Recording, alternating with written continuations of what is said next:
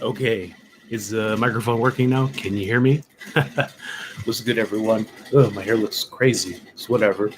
So we're back again. Wasabi heard me talking, so now he's gonna run on over here. Gonna continue on, chapter 11. Look at chapter 10 here. Okay.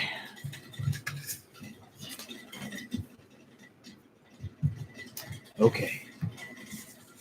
So earlier, I made it to about chapter 10, as I said. So writing down different options. Need to find next place. They have clues, but no answer. And man, it's pretty complicated.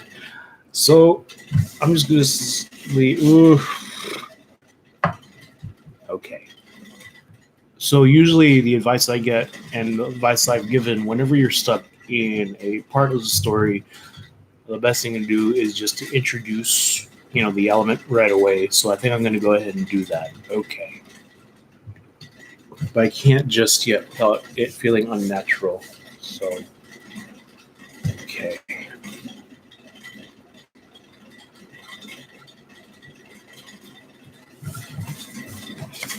So all this I'm just going to go ahead and toss for now. Gonna go back to chapter 10. And the microphone should be working. Let me go ahead and move it over. All right, testing 1 2, test 1 2. Okay, should be working now.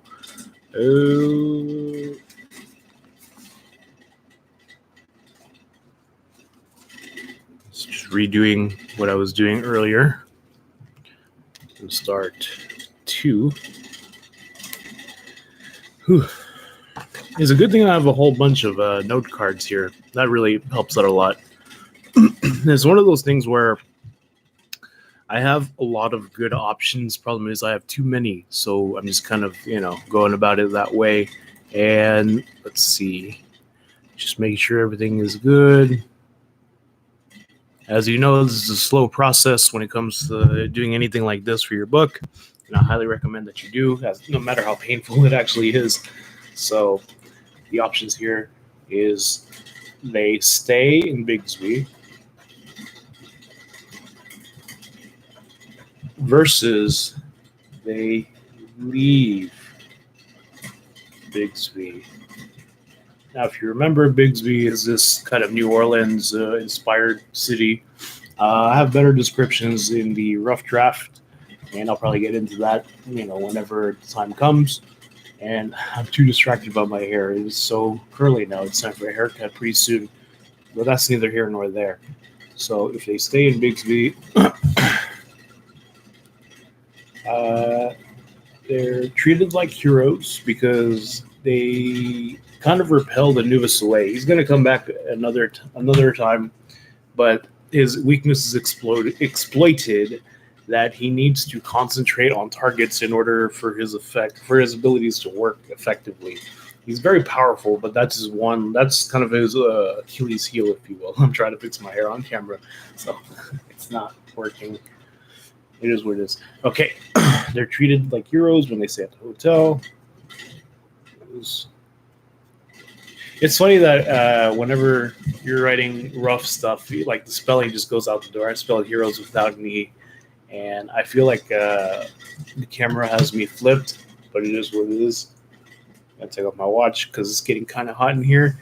I have my fan on. Okay, they're treated like heroes when they check in the hotel.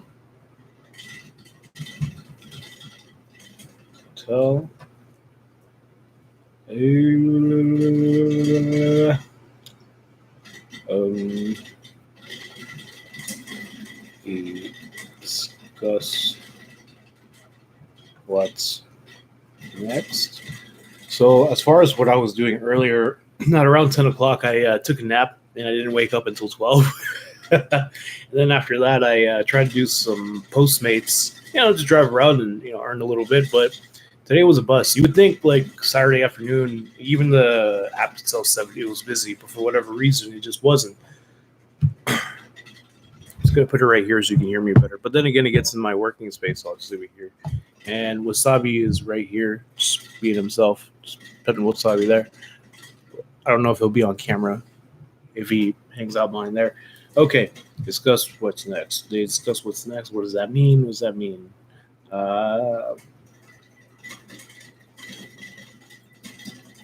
Next piece and Anubis. Now here, Rhaegar and Ben talk of their history with the Hecate. Okay, there's that. Oh, what else do I want to put in there? You can go ahead. Like, I'm trying to transition into the first pinch point. If you guys ever check out the 7-point story structure, I'm going to go ahead and see if I can link it here. I don't know if I can, but let me see. 7-point story structure.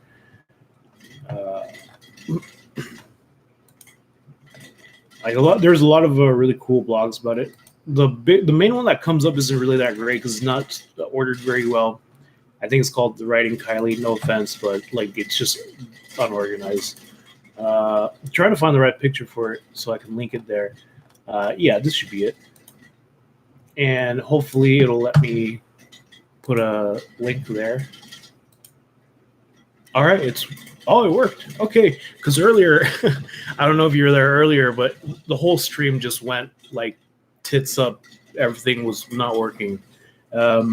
Like apparently the audio wasn't working. I couldn't say anything on the chat. People were commenting and messaging, and like nothing was happening. But we're here now. Everything seems to be working just fine. I do need to get a different camera so I can move it around so you can see what exactly is going on. Because right now you have my face. There isn't a lot on the screen. I'm mainly on these note cards here, and I need to get this done. I have until 7 o'clock. That's like a little under 4 hours, and I think I can do it. Okay. Let me talk. Hecate. I guess since nothing else is happening, like in the conversations, I show off the tiny little character details and whatnot. Because I'll just give you guys some quick pointers. I know I'm not like the foremost expert, but I like to think that I know enough to kind of give my advice on some writing. I know in writing, when it comes to emoting and expressing characters, you go with facials and body movement. And then like that term body language, I should say, body language is such a broad and such a big thing to just kind of like place on there. It's a very macro way to say it. I like to go in deeper. Like think about how their legs are positioned, but especially the number one thing, think about their hands. Like people really underestimate like how expressive hands really are.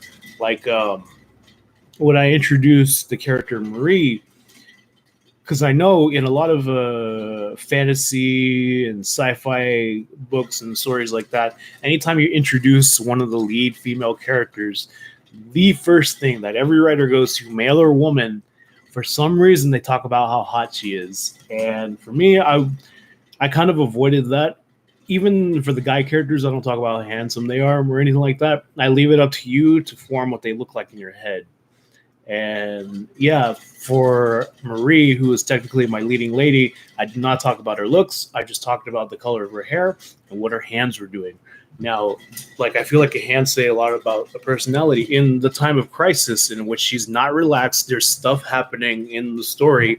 She's wringing her hands, like she's worried, like I can't even do it properly because my hands are so big. But you know what I mean? Like she's worried. She's wringing her hands. She's looking worried. They're tight to her body. And I described that. I described how they're tight to her body like this. And this is how we're introduced to the character of Marie. And this is why hands are so important. And that's what's going to happen in here. Like there's more character descriptions using their body language. Like the main character, the mechanic, he very much has his chest open like this because he needs his arms to move around to grab things. And also the thing with his hands, with the mechanic's hands, is that there's always something in them. He's always holding on to something. He's always holding something because he's a builder. He builds things. So naturally, he wants, anytime he takes something complicated, like with a pen, he's probably not going to do anything with it. But if he has a piece of technology, he has this like urge to break it apart to see how it works or why it does what it does. And that's kind of his character. also that he wants his freedom. He wants to be able to free to do whatever that entails, which means breaking stuff apart and seeing how it works. Hands are very important in my story. Like with Ben, I should go back and kind of add this, but like for a skinny guy, he has very large hands. But when he crushes the orb and gains his power, his hands become proportionate. Like they fit just right. With Reika, Albert, and Joseph, they fire stuff out of their hands. Their hands are open because they're channeling that energy and shooting it outward, if you will. So that's what I mean by body language. Like your hands are so expressive. Like if you're in a tense situation, pretend my hands are on the table, someone talks a mess, and you're just like, I know. And there's a scene in 2001: A Space Odyssey in which one of the actresses, I don't remember the scene in particular, but I'll never forget the visual. She goes like this and like aims a finger gun to one of the characters who's talking, and this just indicates her dislike and like her desire for harm to come to him, if you will. But Sam Bixby, that's a long explanation as to how I'm going to write this scene. So now we transition to the antagonist. So I'm going to put the famous Kappa scene, and I guess they are going to stay in Bixby for a while, so I'm just going to X that out. And this is what I mean by killing your darlings, because this whole thing, if they would have left Bixby right away, they are going to leave eventually, but just not this soon. And that's the thing, like you can come up with really great ideas, but sometimes you just have to kill your darlings. Sometimes you just have to end it.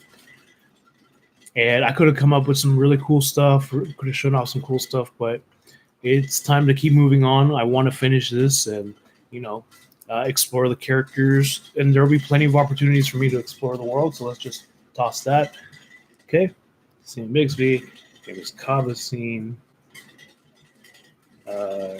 Takes some selfies, destroys their phones,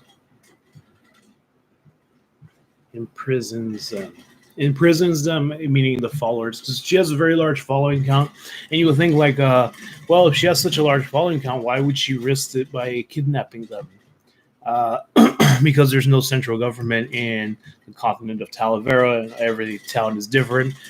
Once you're out in the vast lands, you're kind of on your own. There's really nothing anybody can or will do, if you will.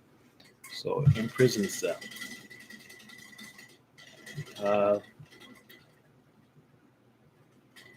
Messenger ports back.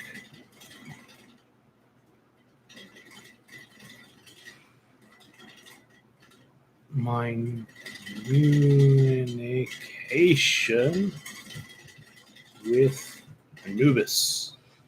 There's going to be a lot of mind communication between people. I've had that envisioned, in which Anubis, who had just fought off the group, reports back that couldn't take over the city because of this group, and they might have potential. So he's pretty much asking, so what's the lick? What do you want me to do? And she says, yeah, take them. So this is chapter 11. All right, that's chapter 11. Now we can move on to 12, because I want to keep getting closer to the first pinch point, if you will. The first pinch point is where your in the 7-point story structure is where your protagonist or protagonists meet the antagonist for the first time. And I think I want to do one more chapter before getting there. Okay. So now I'm done exploring Bixby. This is chapter 12. Chapter 12. What I want. Huh. Isn't it funny when you're not tired how much you can actually do? And I forgoed coffee in order to get water instead. Just regular H2O. It's good for you. I'm trying to not drink coffee as much because eventually when you drink way too much coffee, it loses its effect. And you don't you're not as effective anymore. So I wanted to get to where when I drink coffee, it's for special. Like I need it. I need coffee, and then once it hits, it hits. You know what I mean? So I'm trying to kind of lay off coffee for a bit. Just drinking regular H2O. I go to Walmart, get myself some fresh water there, and yeah. Okay, what I want? Chapter 12. Chapter 12. Okay, what do I want? I want them to uh, leave Bixby.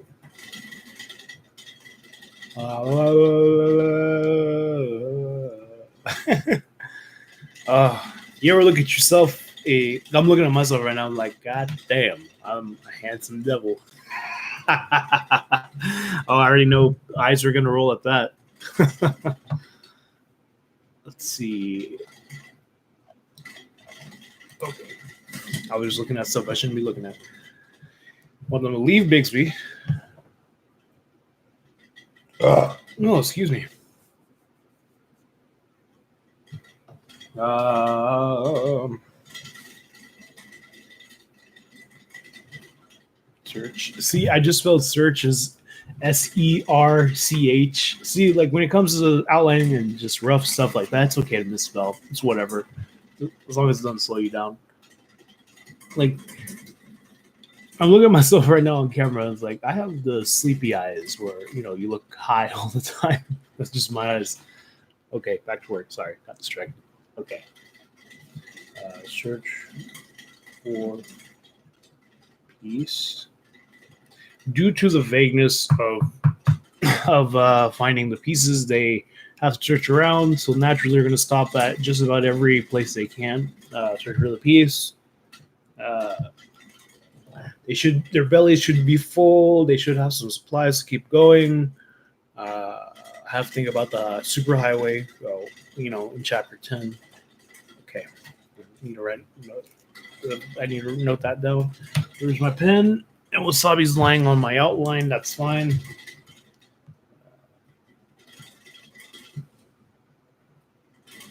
Ooh.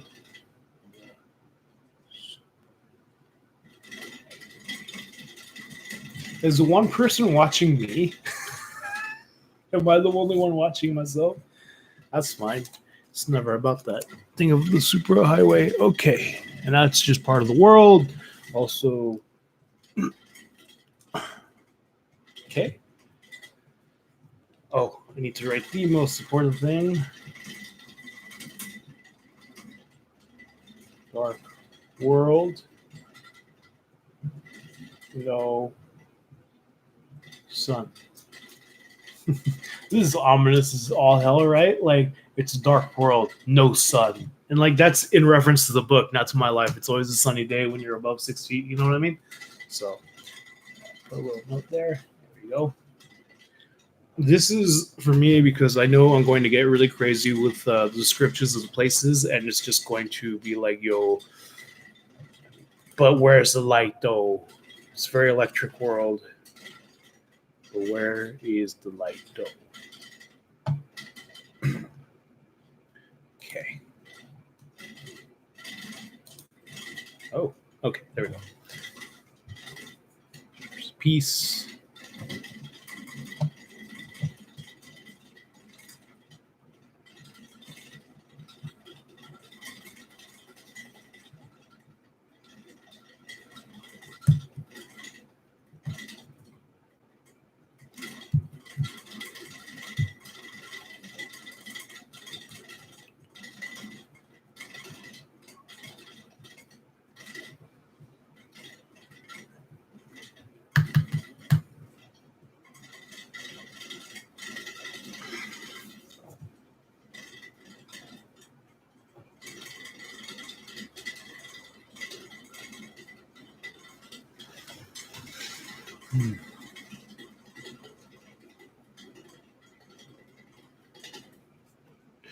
Just gonna take a quick notepad here, because I do want to reach that pinch point. So I'm just gonna write down what I want as a pinch point.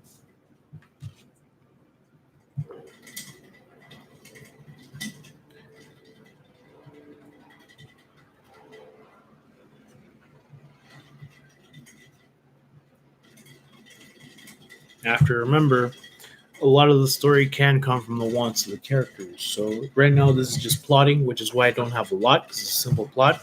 Let's think about their personal things. Let's think about. So what do they want? What do they want?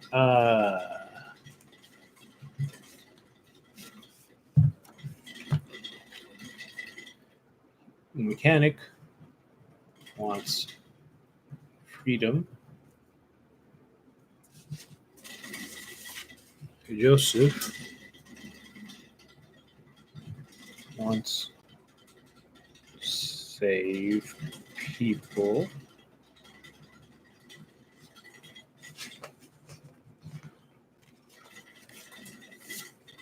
Marie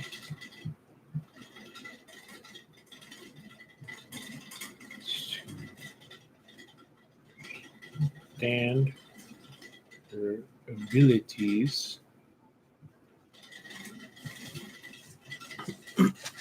And then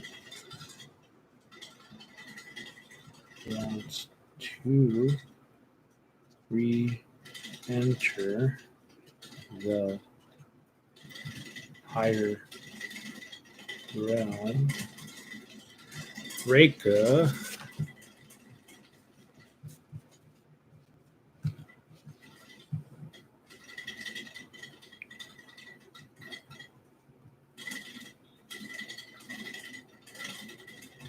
wants to. This is initially.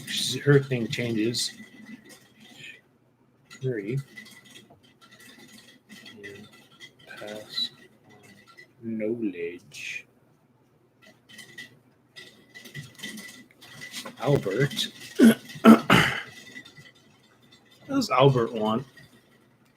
Albert is Joseph's younger brother. He is also an adept, but the big difference between him from his brother is adepts pretty much shoot energy out of their bodies, and they're meant for speed. But because Joseph doesn't know that yet, he uses it to fire beams of energy as an attack. And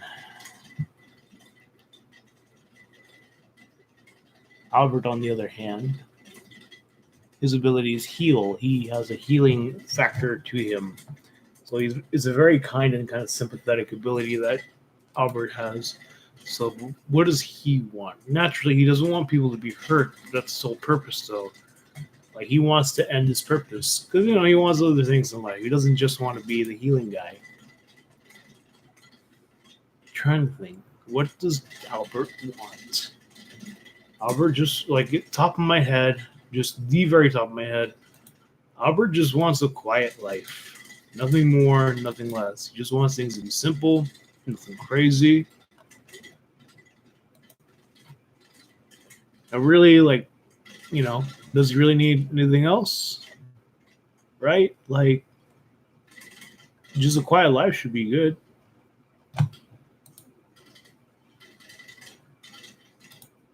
Okay.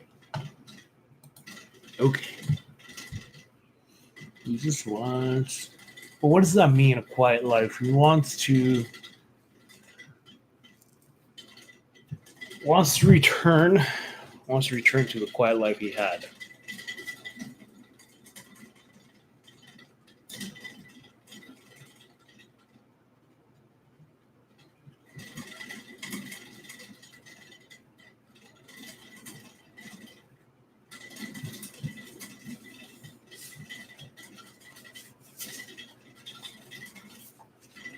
Now I'm going to go back and dig even deeper into their wants and desires.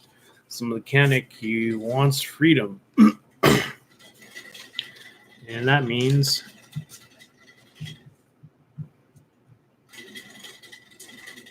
no longer being held to the expectations or whims of others. That should say a lot about his past. Like, so the mechanic was always a smart guy, but he's always been used as kind of a tool to other people's means and ends.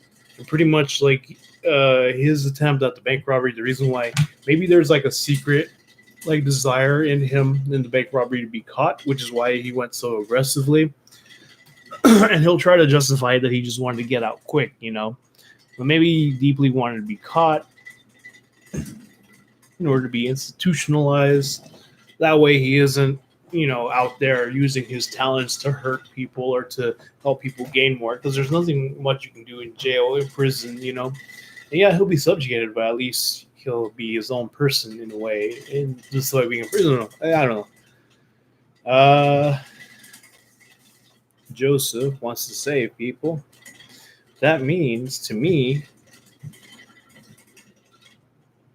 wants his abilities to be validated.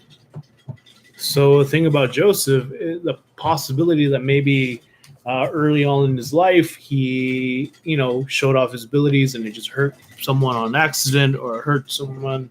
Maybe he lost control of his emotions and he's been trying to make up for it since, a redemption kind of deal. Yeah, real redemption kind of story.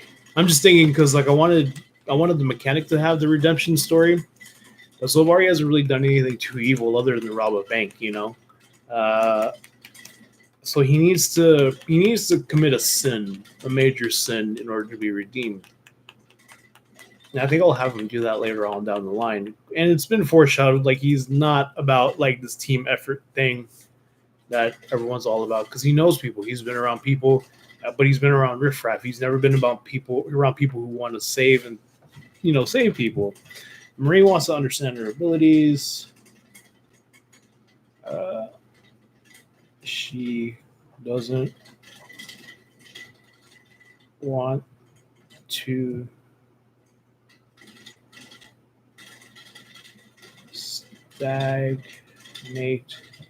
in a normal life. So Marie is a student who dropped out, who hasn't told her parents yet, and she traveled to Talavera to get to the city of Talavera to get her mind right. And she heard about this lady named Reika who can help her with her abilities. She doesn't know anything about it. She just discovered it. It's a scar on her shoulder and whatnot. And Reika is now teaching her, and now maybe she can do more with it. So she's very excited about this. She wants control in her life. So Ben wants to re-enter the higher realm. Prove he is good enough to hang. So one of the it's kind of a religious experience for Ben's people, demigods, because they live in the higher realm. It's unknown where it is, but entry to it is very difficult. So for Ben, his whole thing is he knows the legend that in order to re-enter the realm, which is the higher Sonder, you have to perform an act of great value. And that's why he decided to become an officer in the League of Defense, because they don't really do anything too honorable other than maintain the laws. It wasn't enough for him to re-enter, so naturally he's kind of in a moment of crisis, which is why he took the actions to save and rescue Joseph from captivity. And so because of that, he wants to prove he is good enough to hang. He wants to prove that all of his efforts aren't fruitless. Reika wants to teach Marie and pass on knowledge. That's pretty simple, explanatory. An alternate here. Scatter her lover's ashes in the ocean. And here is where you could say it's because of the Hecate why she doesn't do it. So what is her internal struggle? Internal. Give me an internal. Something like that. Wants to complete her mission. Oh, yeah. Wants to rid herself of regrets.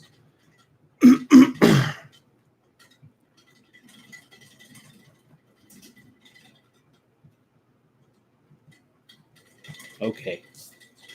Finally, Albert wants to return to the quiet life he had. It's the opposite of Marie. He just wants to live a quiet life. That's all he wants. which tells of something traumatic that happened in the past to both Joseph and Albert, and maybe has something to do with Joseph's abilities, which is why he's trying to make up for it. And Albert, he just wants to put the whole thing behind him. So there we go. Okay, I'm going to go ahead and make note of that. It wants to put the trauma behind him.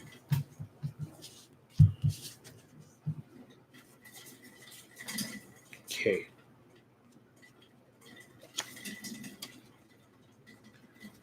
So now that I know their internal struggles and their external wants and needs, now we got a story going.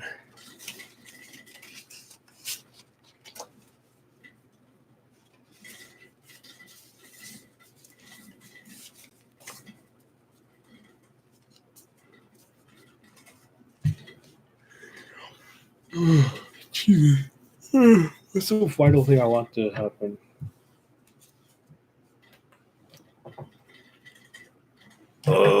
Maybe I can move the gypsy woman to... No, fuck.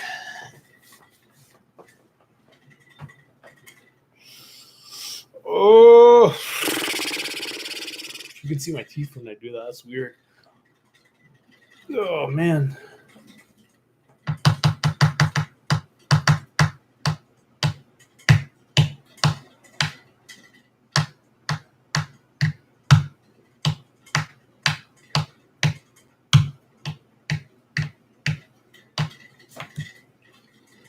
What do I want to happen? I need to look for the clues because they don't have a lot of information except maybe some passages.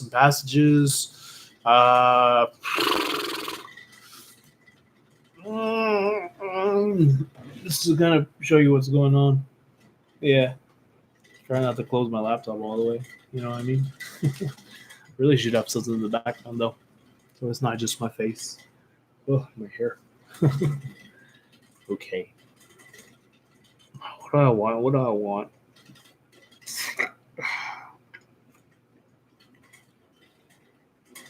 There's a missing thing here. There's a bridge here, and I'm looking for that bridge. There's two things that internal struggles, the pieces, their wants, their needs, the pieces.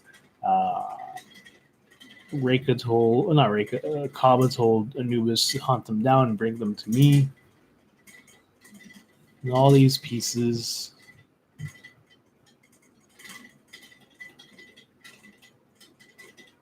Oh. Okay. Yeah.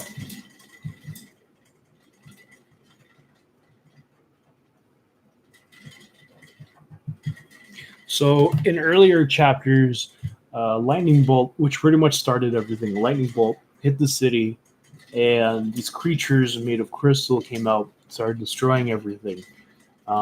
It's here we kind of have a power scale system going, and there's another thing to consider if you're writing sci-fi or fantasy, especially action sci-fi and fantasy. You have to think about power levels, the scales of power levels, and like how, because that's a story in itself.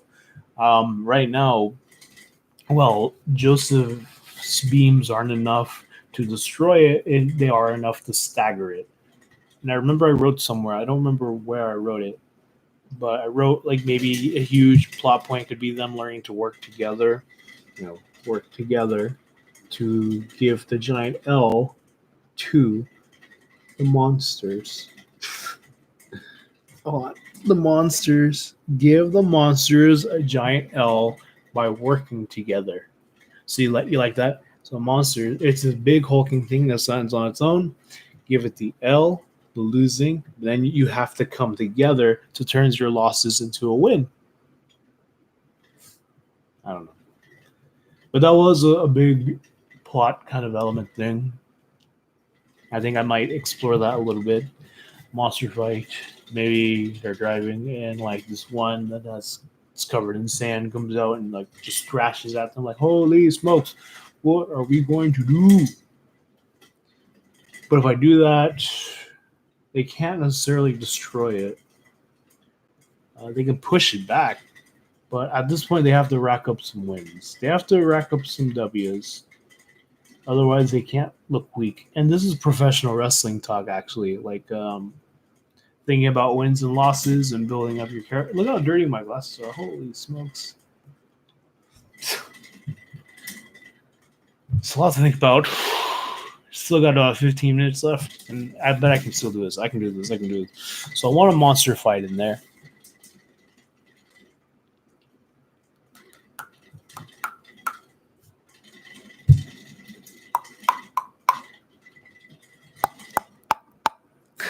Sorry about that.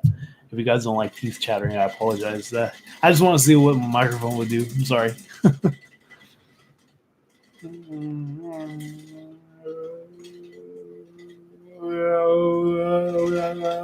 Monster fight. Literally, the first thought that popped in my head is they get rescued by like some hooded people, like nomads or something like that. Yeah, I think so. I think they can be rescued by hooded people. Why not? I'm just throwing everything to the wall. They don't destroy the creature. They run away from it. More running. More running.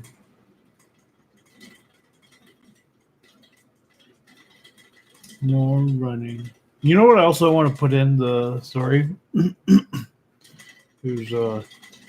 Is an element of using the bathroom. Like, I really want that to play a part in everything. Because only reason I want to add like bathroom scenes because no one really puts bathroom scenes, and that way it just humanizes the characters. That they got meets too. Maybe the chapter can start off with them using the bathroom.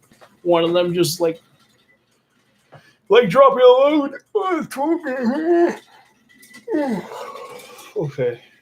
Okay, I'm gonna put it down here. I want a bathroom scene.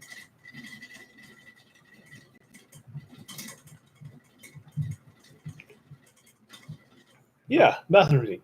Fuck it. I'll add a bathroom scene. Shit.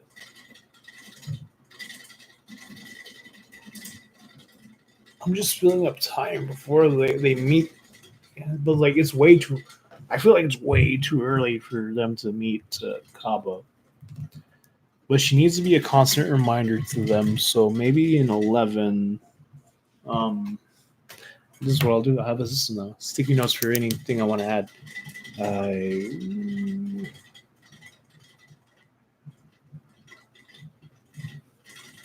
think I have the thirst traps in there, but just in case.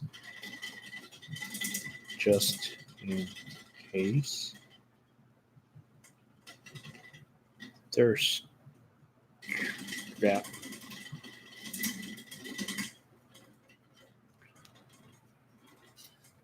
So in a way, they're with her, or she's with them always, if you will.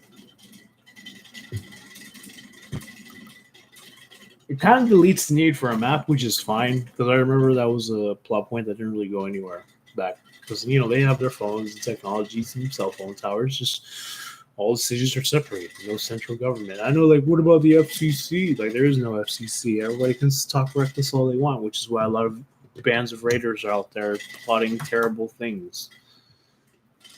But what about nuclear deterrence? There is no nuclear power. It's all electric, baby. Sorry, apologize.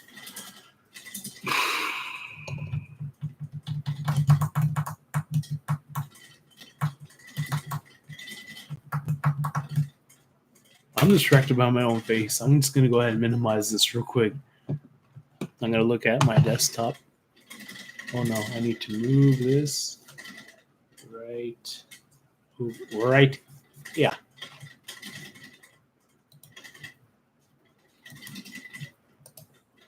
Let me go ahead and hide all my desktop icons.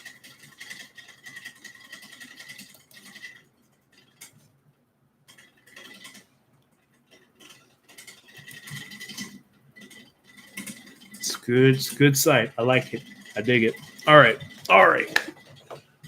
One bathroom scene.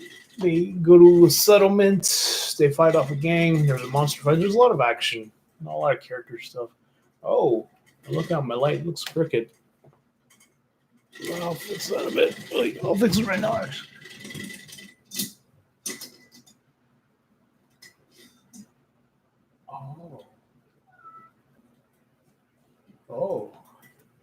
graphics a lot, actually. Yes. You got something to say? Watch this. This is. It's like pushing a button. Come here, buddy. Come here. No. You dare defy me? Come on, buddy. Come on, little chum. Come on. Look who's here. Oh my god. Oh my. Oh no. Hold on. Come back. There we go. Oh my god. Who is it? Who is it? Who is it? Who is it? Huh? You want to say hi to the camera? See, look, he's waving. Hello. Hello. Wasabi. Hey, buddy. What's up? You want to say hi to the camera? To the mic. He gives you no inspiration whatsoever. He's just really cute. So that means you're worthless to me. You're worthless to me. Oh, you have something in your eye. Hold up. I think I got it.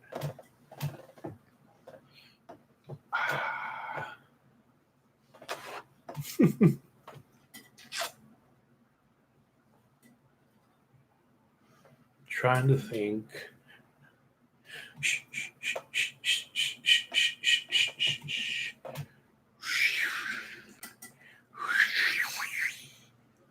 Now I'm just being weird on camera. I apologize. Forgive me.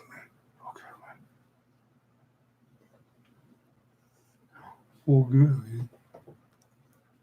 Oh. Get out of here, you scamp. Left hairs on me.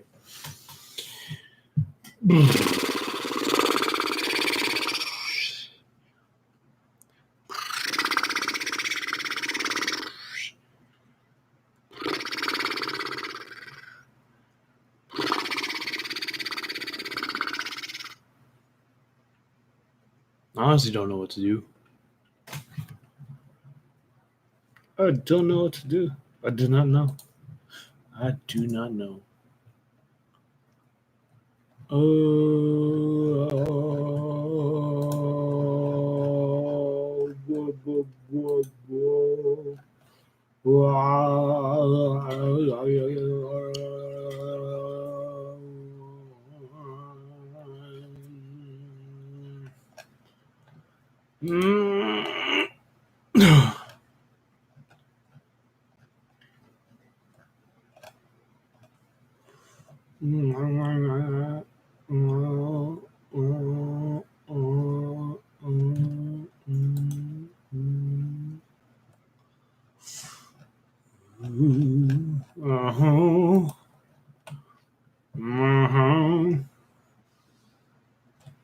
Man, this is part of the writing process, ain't it?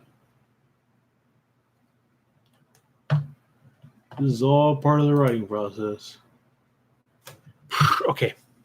Let's focus. I want a bathroom scene, monster fight, stop at a settlement, fight a gang. I'm gonna delete that because that's too much action. You know, like don't get me wrong, I'm an action-oriented guy. This is pretty much urban fantasy action, sci-fi action, whatnot. So maybe let's add some sci-fi elements to it. What do you say? No, monster fight. Ooh, so I do want to keep that idea. Band of archers. I need my small notebook. Oh, where'd you go? Give me a sec. Oh.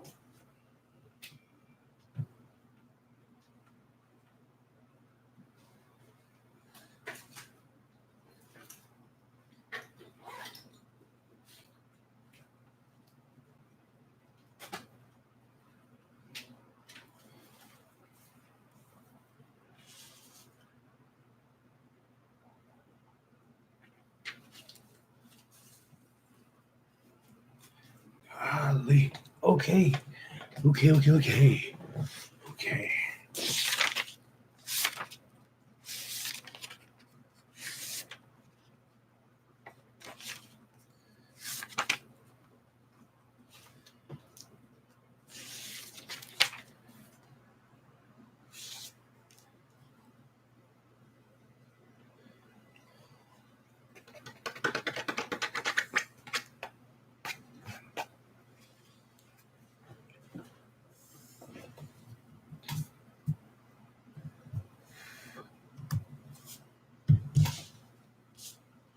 Wow, I can really see how this story can fall apart in just a little bit.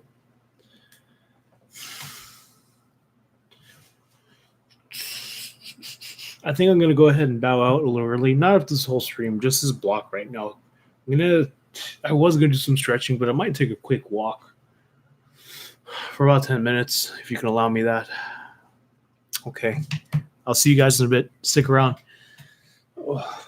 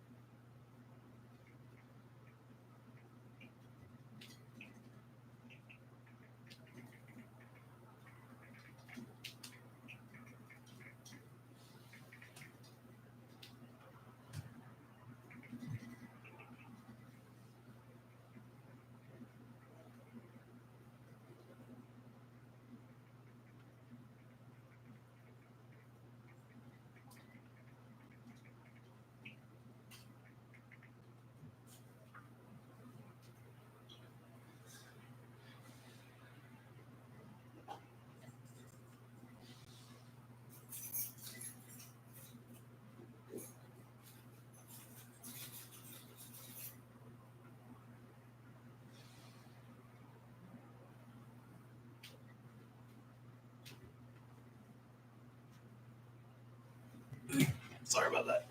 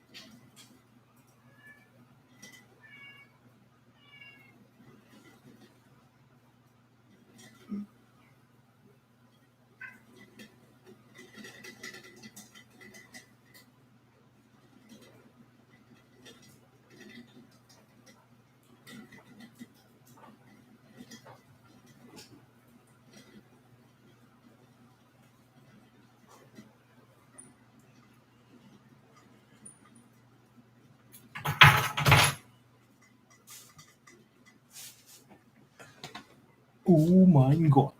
I'm back. Oh, the wind kind of blew my hair. I'm back. So, scribbled out some notes of what I think might help. Oh, Band of Archers.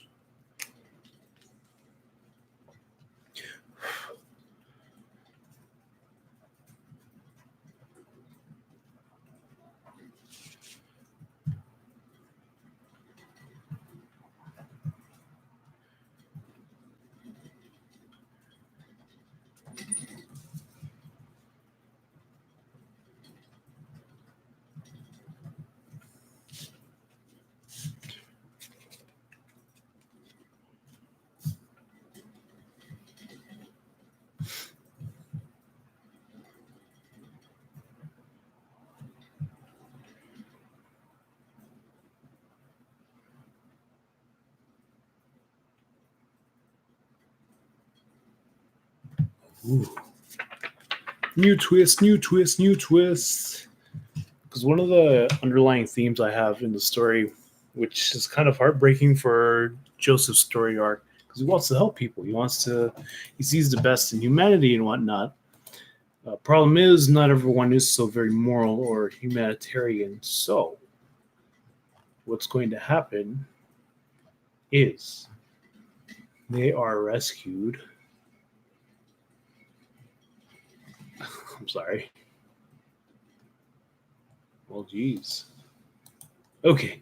They are rescued by a band of archers, whether it be from a gang attack or maybe a gang attack, because, monster invading is pretty big. Or like, thank you, fellow strangers. Is there any way we can, like, repay you or whatever? Like, no, we're all good, blah, blah, blah. And, they're all good. And all of a sudden they're like, so what are you guys looking for? Like, we're looking for an artifact, blah blah blah.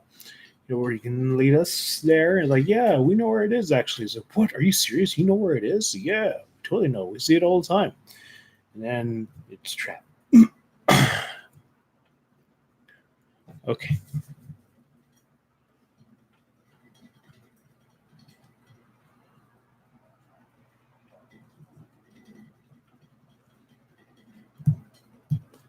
Trap.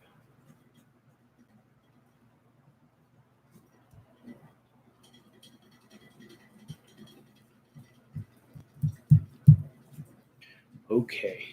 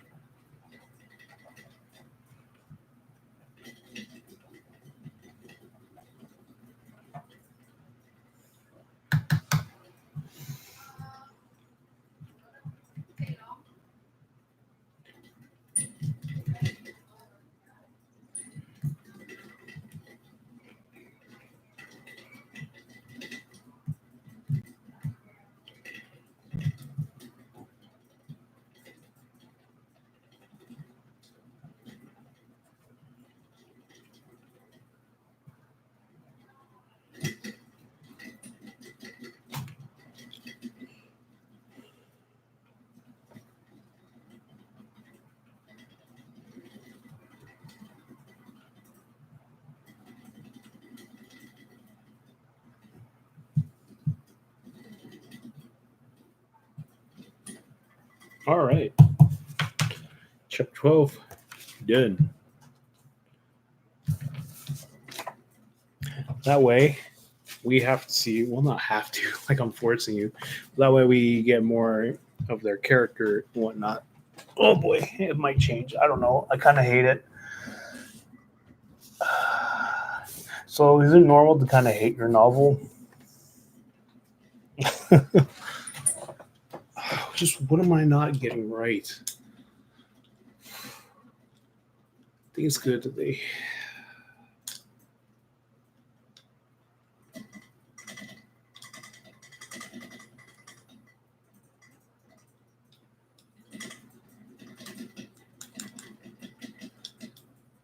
Oh. Oh. Oh.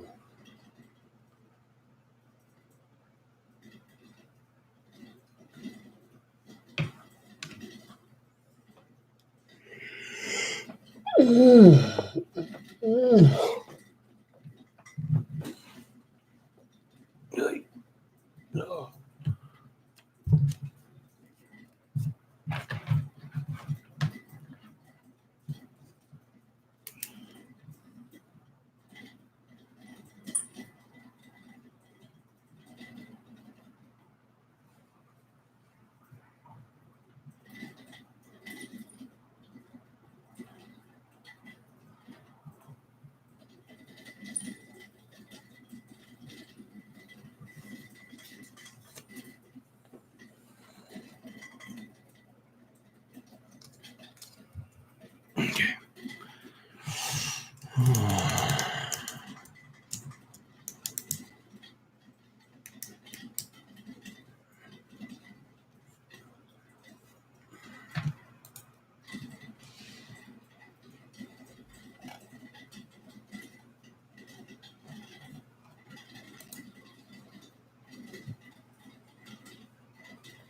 Ooh, yeah.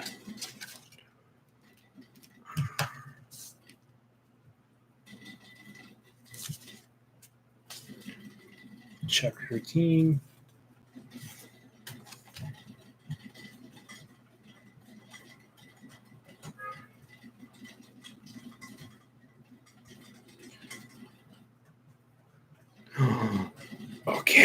Okay.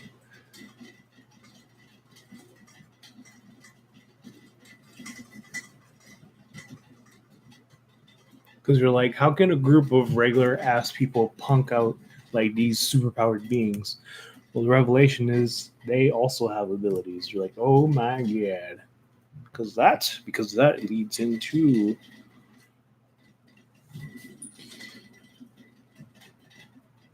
a monster made of cloud appears.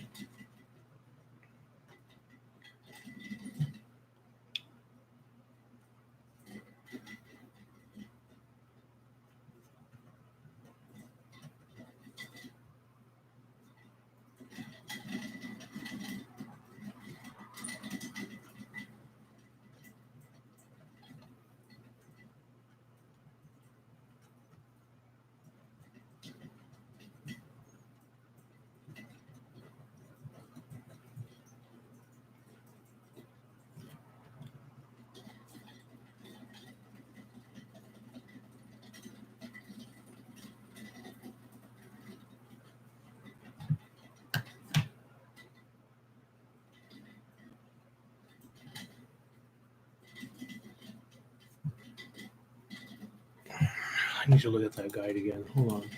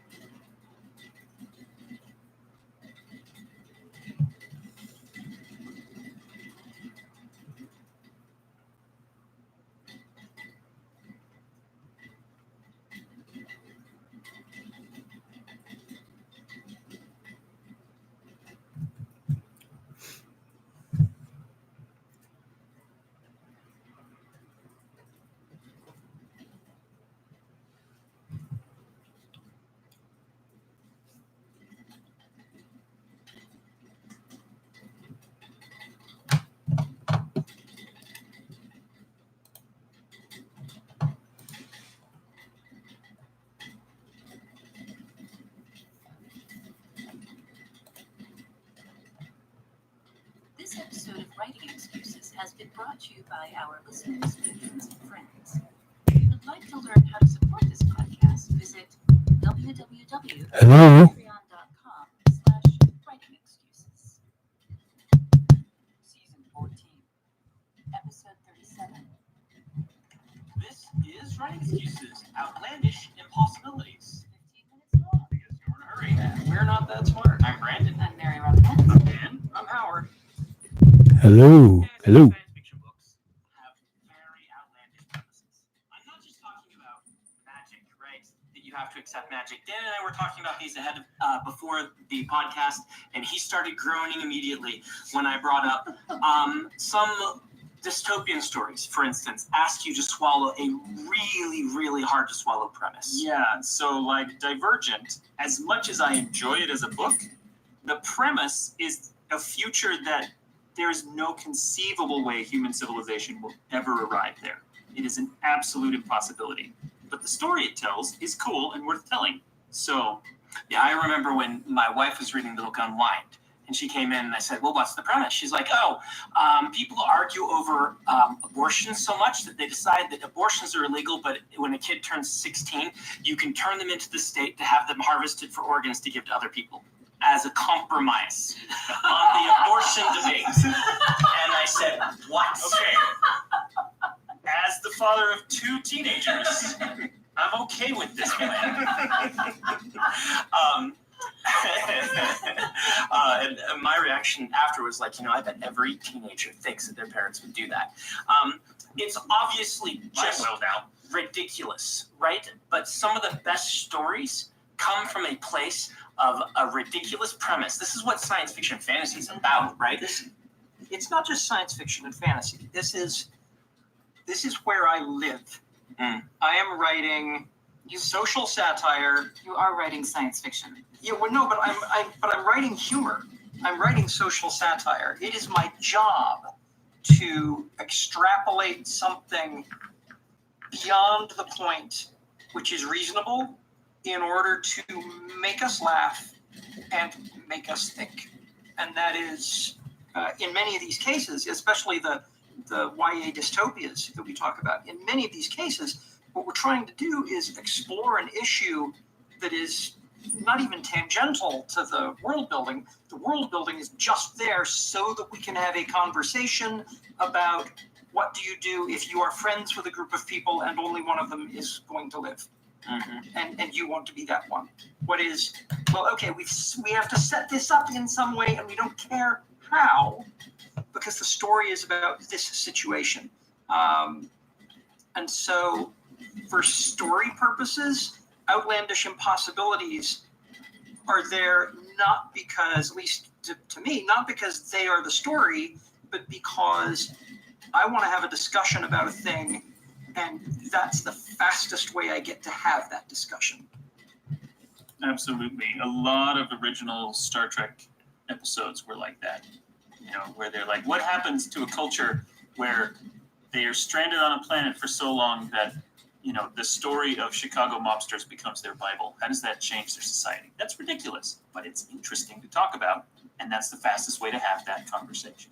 The Star Trek episode, the Next Generation episode, where all of their conversations are memes, Mm-hmm. which we now look at and recognize as, well, that is actually a portion of where our language is drifting.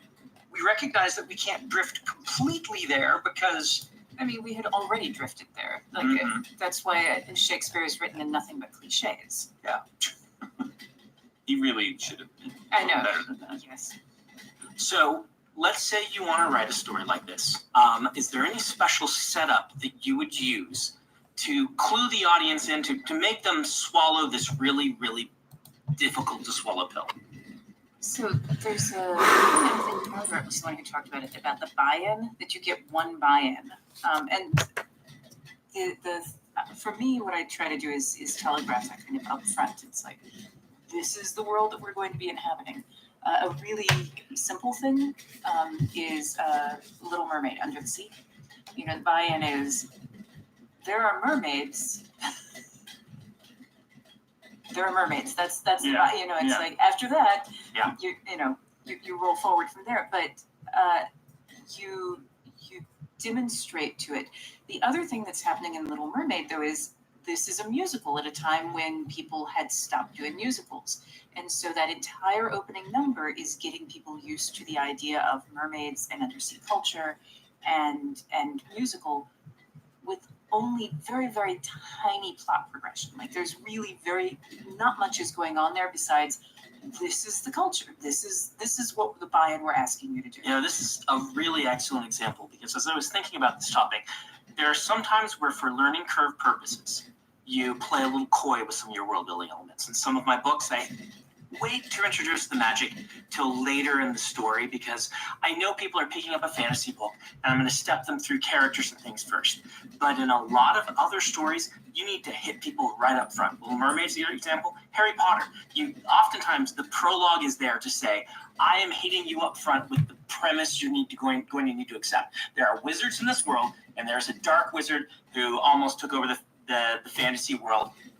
Buy into that, and then we'll talk about the character. Yeah, I see this a lot with the chapter critiques that I do, where they are trying to slow roll the revelation of their world and some of those world building elements, and you can do that with some things, but there are some things you have to get out right up front because otherwise we're going to be constantly redefining your story every couple of pages and go, oh wait, they're actually riding on mammoths instead of horses. Oh wait, and they also have holograms.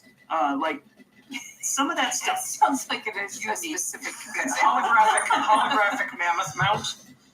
No, Dan's absolutely right. I get this with students a Yeah. lot. They don't know which things to get you to buy into first. And a lot of this is we need to know a tech level for a fantasy Yeah. book very quickly. And we need to know kind of your big premise of the world very quickly. If it is, God, this is a really big premise. Yeah, our episode with Margaret, How Weird is Too Weird, was back in February. And one of the, that's when Margaret said, you get one buy. And the concept that I use is you've got a budget for buy-ins. What is your budget? With your new students, just the concept of you have a budget. They may still overspend, but you can point at it and say, the problem here is not that you have too many ideas, it's that you exceeded your budget. How do we, now, can I quantify budget on a spreadsheet? In a sense, I can, because when I am outlining things in the spreadsheet, I have a column that says, what's the story purpose for this? And if the story purpose for a thing is make the other things possible, then that is a budget negative. That is something that is a spend that I need in order to make the rest of the story work. So I have to look at the other cells, and those things have to be really important to the story, and they have to be putting money in the bank. They have to be building credibility. Hunger Games works because the interactions between the kids feel real. If the interactions between the kids felt fake, then we don't have anything that we're going to read. One of the things that someone told me early on, I can't remember who this was that you can drop a world building detail about once a page. And what they meant was not you get one world building detail per page. It was that you get one thing that matters per page, that roughly that's about how much the reader can absorb before they drop something else and forget. So you have to give them time to absorb something before you give them the new thing, which is what can often lead to that slow roll that you will have. Like, well, I'm going to give you these world building details, but you don't prioritize the ones that you need to do. So it's like you hit them with kind of the world building detail that paints sort of a big picture thing, and then you can start feeding them the smaller details after that. Does that make sense? Yeah, that really does. Let's go ahead and pause here, though. You're going to tell us about our book of the week, which is You Owe Me a Murder. Yes. You Owe Me a Murder, which is not by Dan Wells. It is by Eileen Cook. I don't owe anybody. I always pay them. That's true. You are not a serial killer either. So, You Owe Me a Murder by Eileen Cook. It is a young adult novel that is basically strangers on a plane. So if you've seen the Hitchcock film Strangers on a Train, it is that premise, but it's teenagers on a field trip, like study abroad thing to London. And that scenario happens on the airplane. And it's an outlandish premise that someone would sit down next to a teenager would sit on a plane next to someone else and say, why don't you kill my person? I'll kill yours. And yet that is exactly what the book is. And I tell you, this book is one of those things where I'm reading it and pretty much every page I'm like, oh, no. It is such good characterization because once she has made that single outlandish premise, every character interaction after that is completely plausible, follows this logical causal chain. It's so tightly crafted. It's such a good book. So that is You Owe Me a Murder. You Owe Me a Murder by Eileen Cook.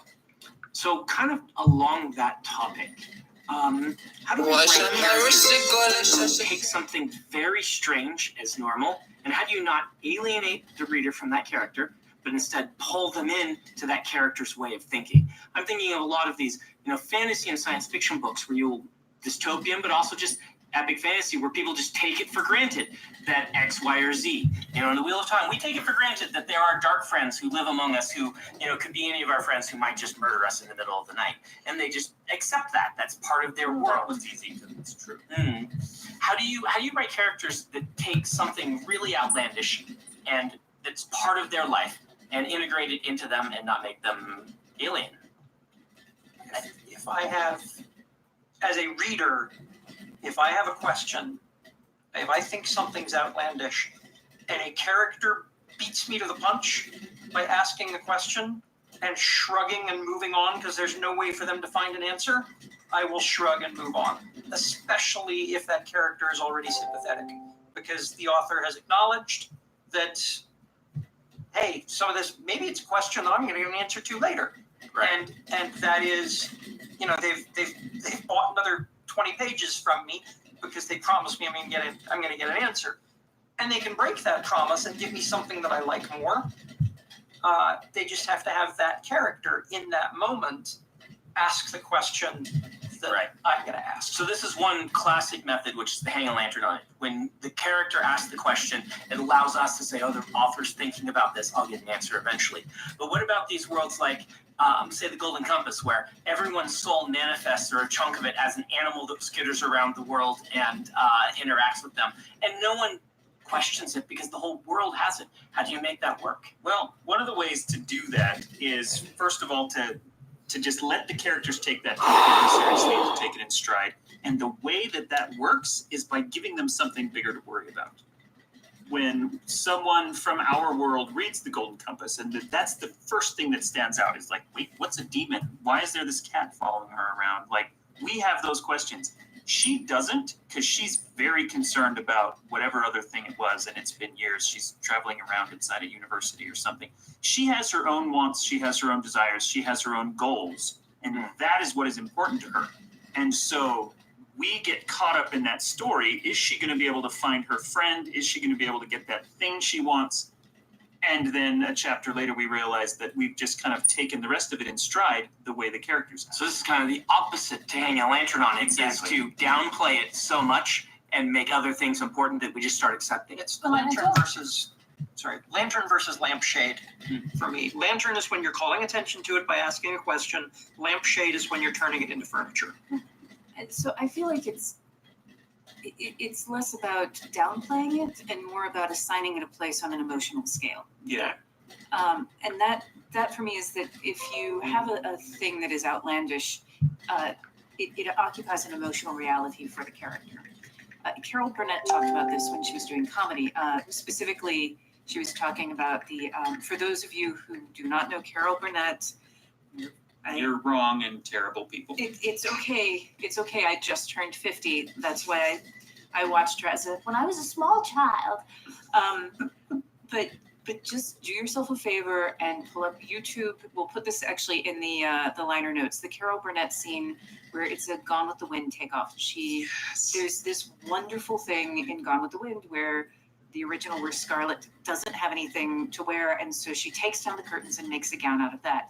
And they do that same scene, and she makes a gown out of it, but she does not remove the curtain rod. And is knocking things over. Comes down Yeah. and what someone asked her how she played something like that, and she's like, my character believes that she has made the right choice. My character, she occupies the emotional truth of her character, and I think that when we're dealing with an outlandish thing, it occupies a place on an emotional scale for our character. And if we assign it there and give them the appropriate responses, that then also tells the reader how to react to it. So if they are reacting to it as if this is completely normal, then our reader knows, oh, okay. If they are reacting to it as if it's outlandish, then that tells our reader a different thing. Yeah, and to go back to what I was saying before, that scene's a great example because that scene is not about there's a curtain rod in my dress. No. That scene is about I have to impress the suitor. Yes. And so she has a goal, she has a thing. We have hung, to abuse the metaphor, we have hung a much bigger lantern on something else. Yeah. And so that's where all our focus is pointed. This segues us really well into my kind of last topic for this podcast, which is when do you play it straight and when do you be silly? And Howard has made an entire career of this Sing dichotomy. across that line. You're not wrong. So how do you do it? How do you decide? How do you decide? Fundamentally, it's about scene sequel and emotional beats. The punchline if you read Schlock Mercenary strips, back to back, all in one sitting, it does not read very much like a book because the beats are just weird. If I were to tell the whole Schlock Mercenary story as prose, there would be fewer punchlines and they would be spaced differently. And so the comic strip itself is a bad example in some ways. And yet, there are emotional beats in a story which need to be played seriously, which need to, I want the reader to cry. I want them to be unhappy. If there is going to be a joke in Schlock Mercenary, I will usually try and pull the joke afterwards, not to undercut the emotional response, but to give us an escape valve for the emotional response. And the math, the timing of these things is a lot different when I'm working with prose. But looking at scene sequel format, looking at your beat chart for your story will tell you where you're going to be silly, where you got to play it straight, and Yeah, and I think the thing that you said that I just want to draw a line under is thinking about the emotional impact on the reader. And when you're trying to make that decision, that is ultimately the decision you're making is what effect do you want this to have on my reader? I'm going to play it silly if I want my reader to have a laugh here. If I want them to have even that as a cathartic thing in a much more serious piece. So what I will do then is that I will attempt to signpost it again by the character's reaction, but also by the prose that I'm using to lead up to that, where I put my line breaks in order to get those beats that Howard is talking about in a prose format. If I want to hit something as a punchline, then I'm going to put it in a different place in the paragraph than I would necessarily if I wanted it to just blend into the world. Right, and I think also some of the things we were talking about earlier will affect this. For instance, we talked about a lot of these dystopian books. What they do is that's really outlandish premise, but then the characters' emotional responses are played straight and their interactions are played straight. And so even if there are laughs, the story is serious, and you have to accept this premise. A lot of the comedic ways of doing it escalate, right? The premise is weird, and then the next thing that happens spins off of that is even weirder, and we are escalating in how silly this is getting. That's a very Terry Pratchett method of doing things. there's a simple tool for prose writers. It's the line feed. If you have something that you want to stick, that's where the line feed goes. If you have a punchline and you want people to take time to process the punchline, that should have been the last thing in the paragraph. If it's in the middle of the paragraph, then the rest of the paragraph may be working against the joke. Now, it's entirely possible that that's the effect you wanted to have, that you wanted them to giggle and then suddenly realize in horror that that wasn't where this was going at all.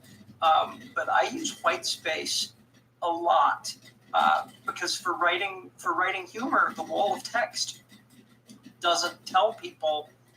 It doesn't signpost it. It doesn't tell you where you're supposed to laugh, where you're supposed to, what's setting up the joke versus where the joke is. Yeah, and technically that's because those line breaks create represent where we pause naturally in speech, the same way the end of a sentence does. But with the signposting, it's not just those line breaks. It's also, as I said, the prose that we use leading up to it. If the Douglas Adams, the opening line of Hitchhiker's Guide to the Galaxy, is a great example of this kind of signposting because the style of prose that he's using gives you permission to laugh. And that's the thing that you need to convey to the reader if you want them to know that it's silly, is you have to give them permission to laugh. Otherwise, they'll go into it, and if you haven't given them permission, they will not take it seriously in ways that are damaging to the story. Yeah. I think it is important to point out whether you're going for serious story or comedic story, that a lot of what makes these outlandish premises and outlandish ideas work is the emotional resonance that the reader has with them.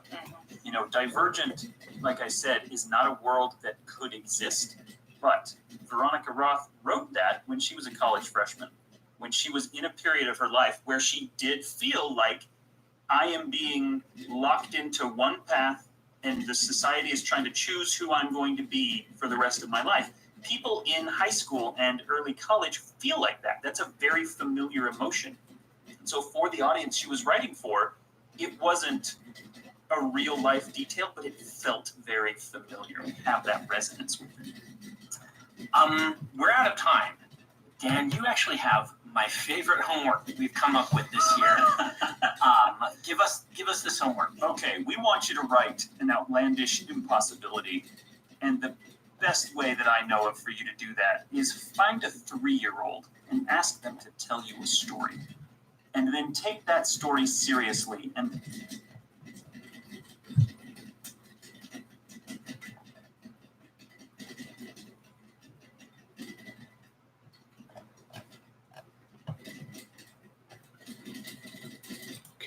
Okay.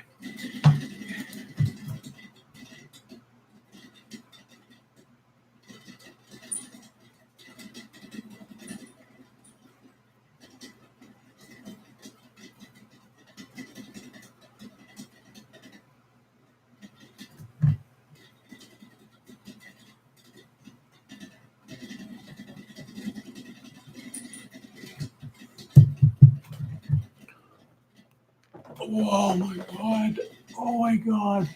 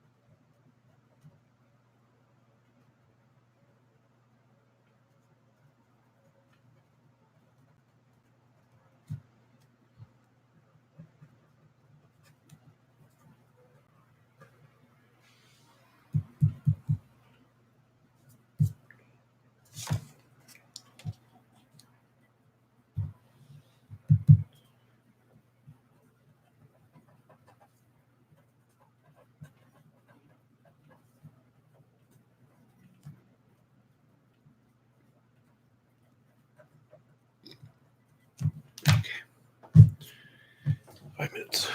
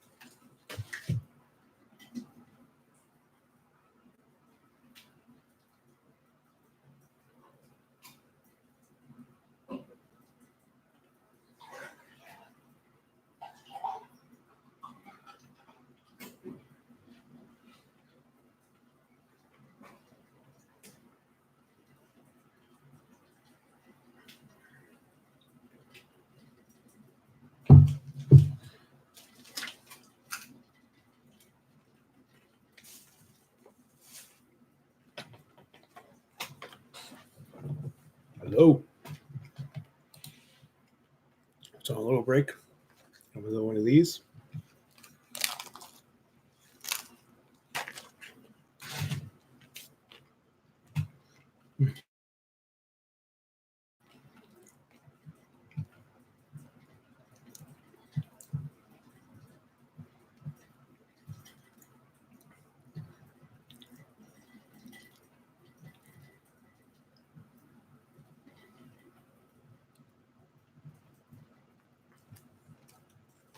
Snow for 5. Because I figured out the issue of why do they keep moving. It's because the pieces they need glow when they're close to each other. Yeah, well, that'll work.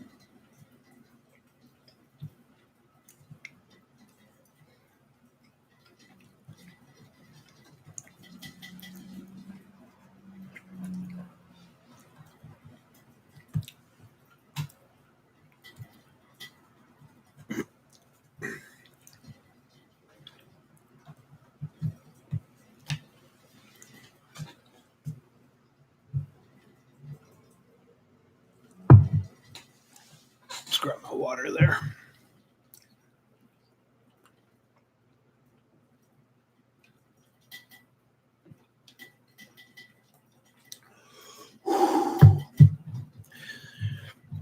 So I just had a chocolate mint Klondike deal. I just drank some water. That's refreshing.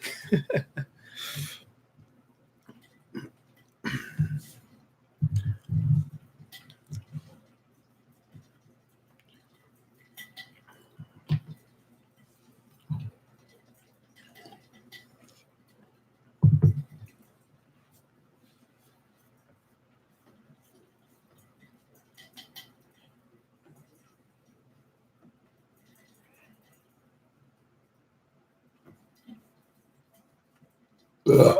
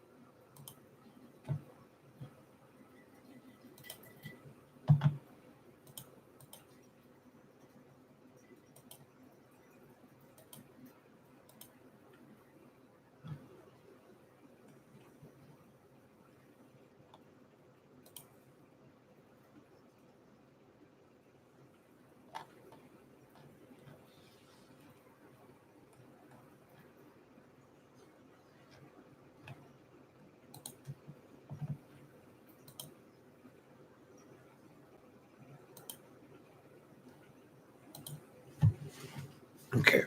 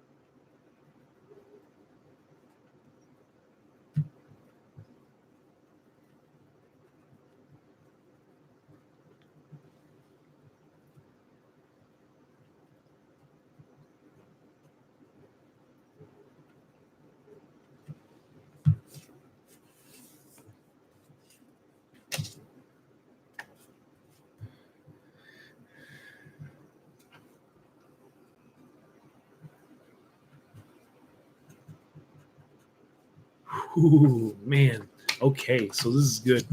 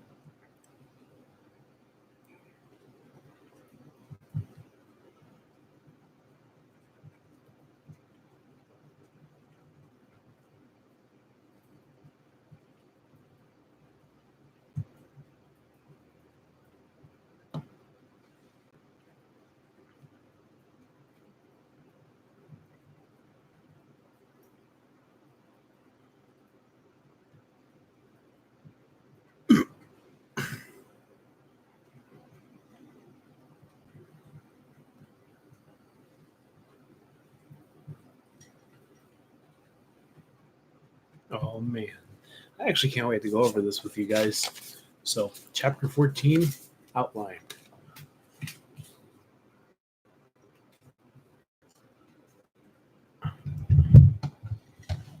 Y'all mind if I flex a little bit for the clout first? Okay, I need my. Oh god, no, no, didn't matter.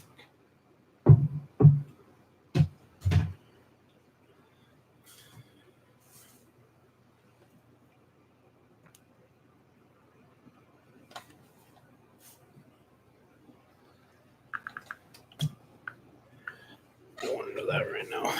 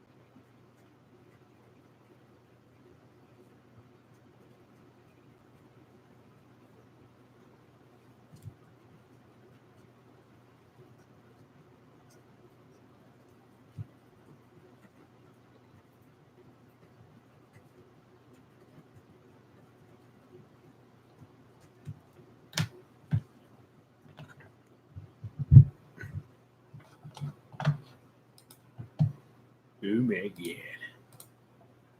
I know you've just been staring at my face for damn near 2 hours.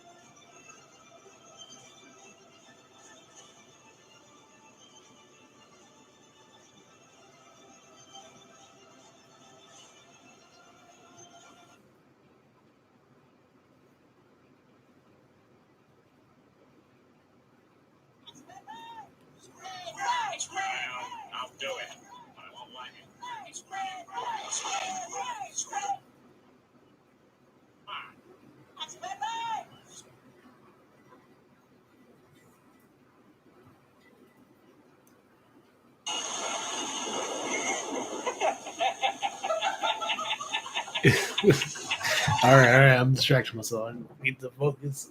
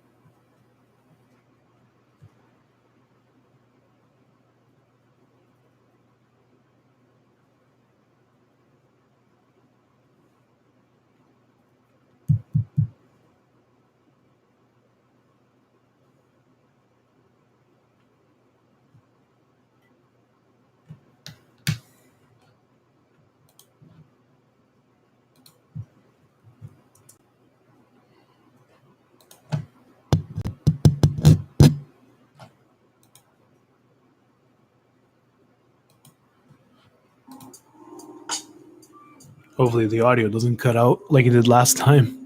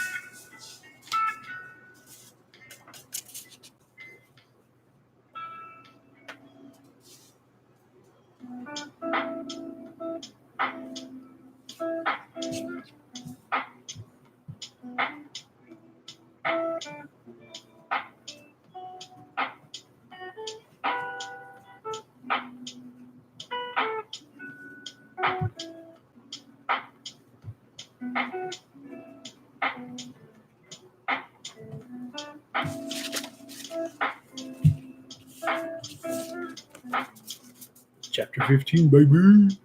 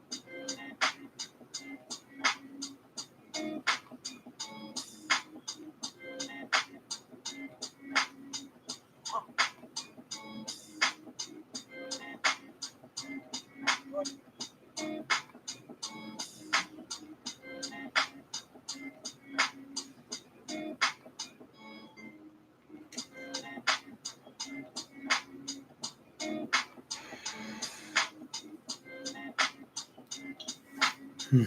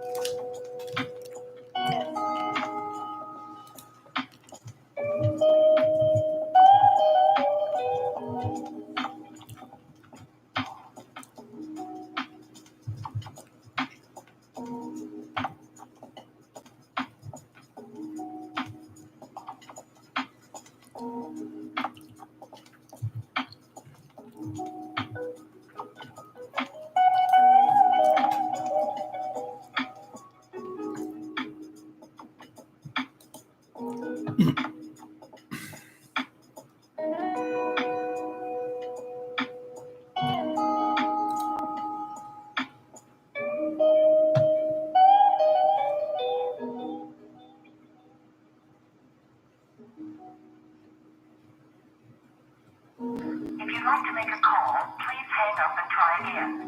If you need help, hang up and then dial your operator.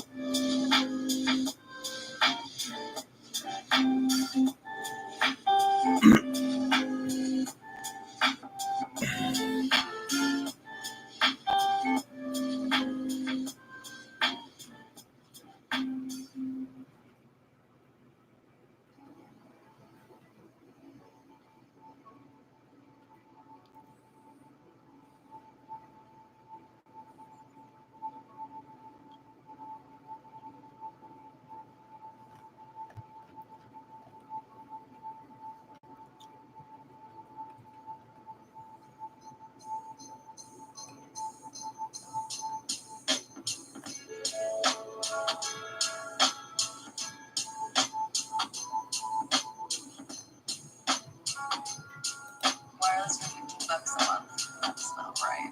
It's right all right now. Carpet showers? That's not right. Kind of like your wireless bill. Get Mint Mobile for just 15.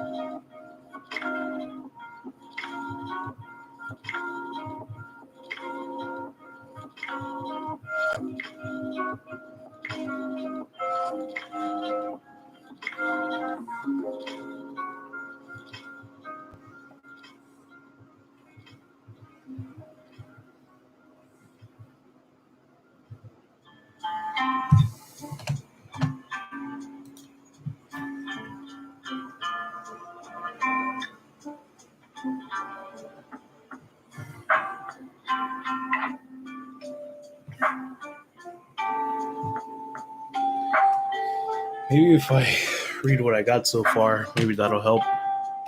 Okay.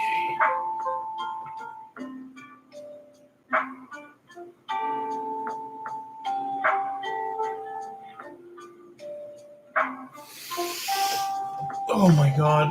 Oh my god. Oh, I've not gotten far at all. Wow. Fuck. Hold on.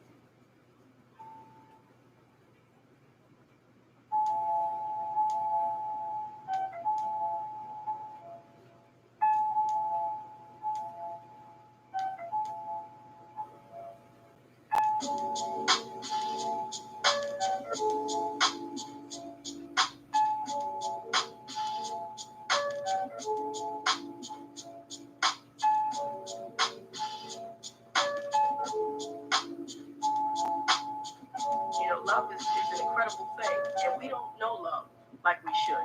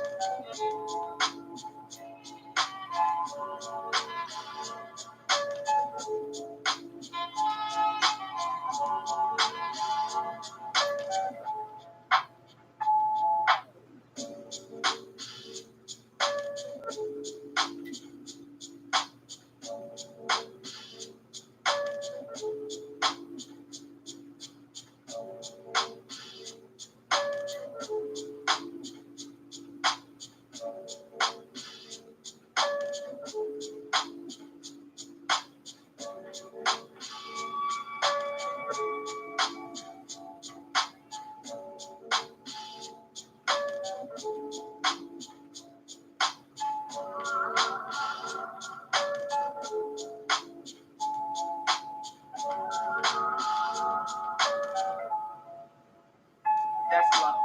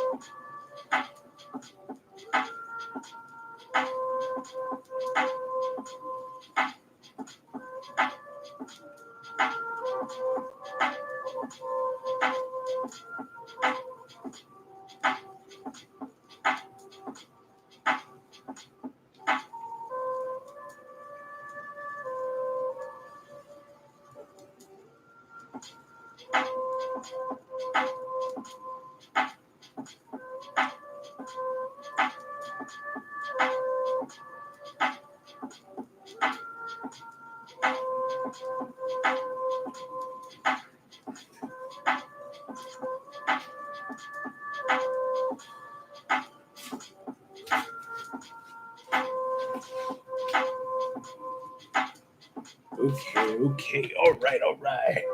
So let's go ahead and finish up strong to anybody who's still here. So the way it's going to work, made it up to chapter 16. Chapter 5 and 6 are a little bit iffy, and I'm working on that right now. So I'll probably kind of pound away at this in a little bit. Hold on, I'm just going to turn that down so you can hear me. So chapter 5, they arrive at the Inner Sanctum. They search the library for a way out. They discover that Talavera is going to be destroyed. They plot to destroy the cloud to save the entire continent, but the mechanic refuses to help. Now, chapter 6, I'm going to end that with they leave the Inner Sanctum. How I'm going to get there, that's up to me, but we're all about moving forward. Okay. So these are still ones I need to work on. That's fine. 6. Where is 7? Where is chapter 7? Did I not do? Oh my God. All right. Okay. I'm not going to go over the edge or anything like that. So chapter 8. They're on the road and attacked by a gang as soon as they're off the superhighway. After fleeing, they arrive in a village. They look around and interact with each other. A band of kids enter. Sorry, like I have terrible handwriting and I wrote with marker. What was I thinking? And they ask for help. The group saves a child from a nearby cave from a wild animal. The grateful family, wants to help, wants to be like, hey, thank you so much, or whatever. Joseph refuses, like, no, we're not about that. And they finally arrive in Bixby. That could be chapter 7. So that's down. Okay, chapter 9. They explore around the city of Bixby, which is a New Orleans-based kind of location. Okay. Oh boy. Okay. Yeah. Well, thank you very much, whoever commented. So, chapter 9. Anubis arrives with soldiers and they siege the city. They start to. Yeah. Yeah. So Anubis arrives with soldiers. They siege the city. The group starts to fight them. And it is, I can't read my own handwriting, and is interrupted about then. Okay, so pretty much the good, the good guys are saving.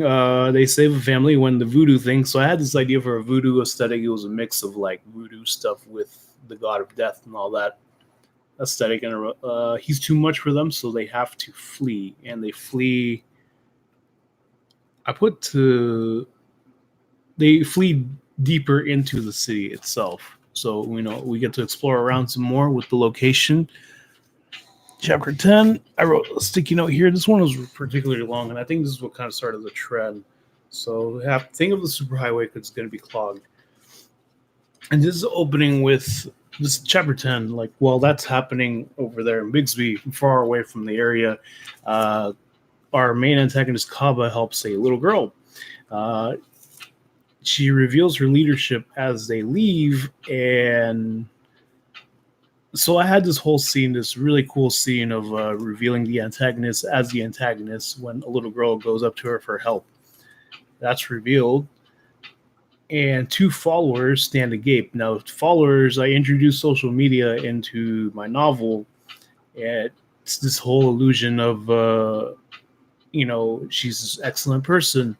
She even takes selfies with them, but destroys their phones and imprisons them.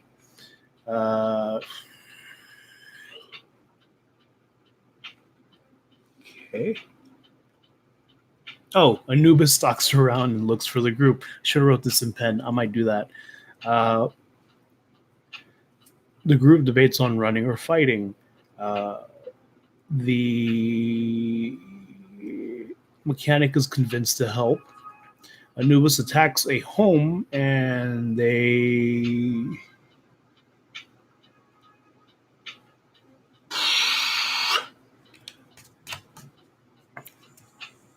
Okay, now I'm seeing the plot holes. Thank you for outlining me.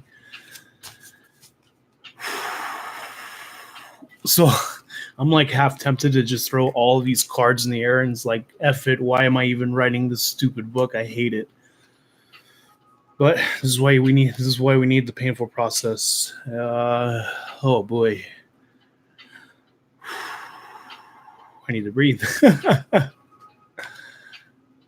I need to breathe. Okay. But who might be there is what... Oh my god. No, they just attack. They don't need to... Okay. Little kid flashes the light. We see a weakness in Anubis. It hurts him. He doesn't like the light. Anubis is about to murder just the entire family when a bolt is about to hit... A bolt of light is about to hit them. Turns around and it's blocked using his abilities. I kind of figured because I know we're music pals. I don't know if you can hear me. I hope the mic is working, but hello. Yeah. And thank you for watching. I want to finish strong. I've been up since 4 a.m. I've been working on this since 6 a.m. Took a quick break and then yeah. So hopefully I just want to finish strong. I don't want to feel like today was just down the toilet. News is about to murk them when a beam is blocked.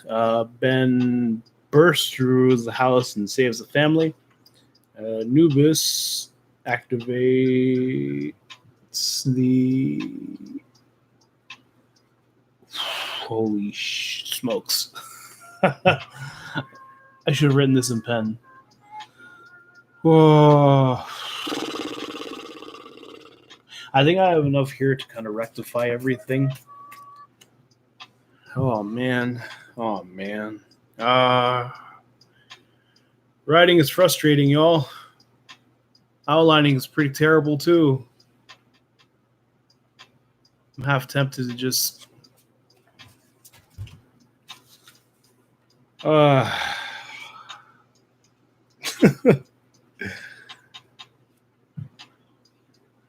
oh my god, writing's the worst. It really is the worst. Okay.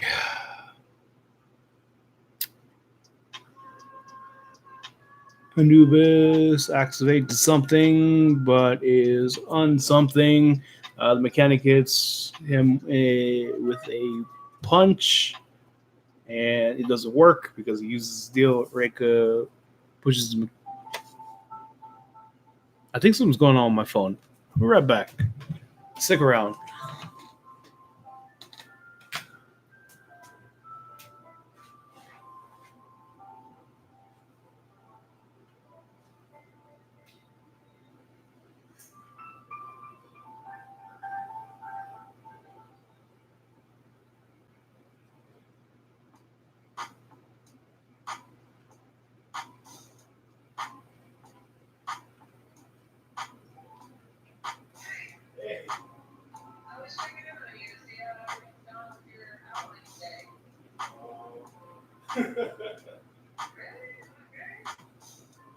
This is fine.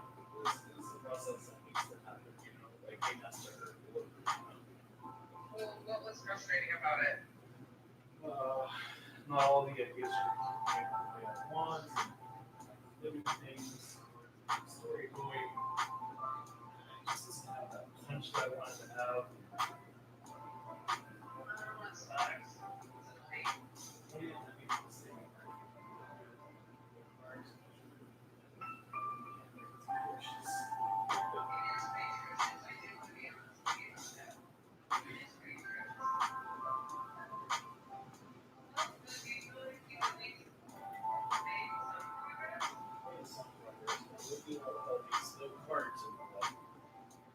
Ooh, I'm like a split second away from just throwing them in the air. Just, yeah. No, why do you feel that way? I just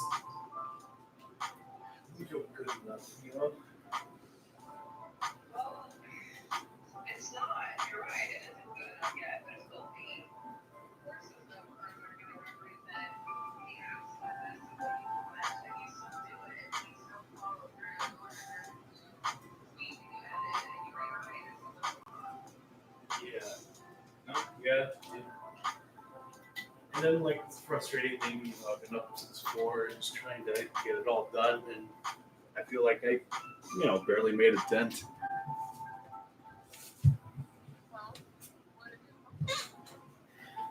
I made it up to chapter 16. Turns out I missed chapter 7, so I'm down to chapter 50. It's all like I'm about to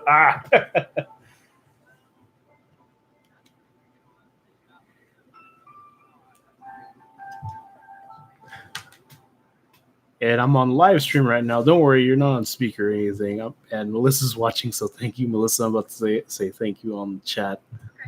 And oh man, but you're absolutely right. Man. It's all good.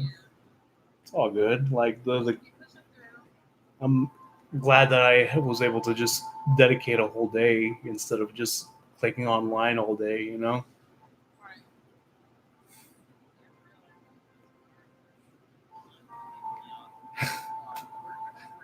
And you know, I'm just on this like frustrated point right now where everything seems hopeless. But once I take some time to kind of cool down and just kind of reflect, I'll see like, there's actually something here.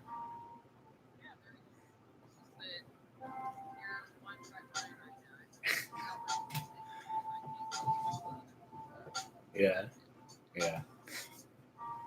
How about you? How are things with you?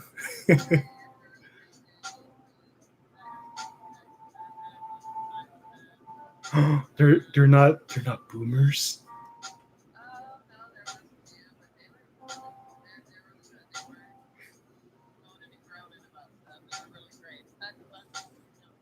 Oh, that's nice of them.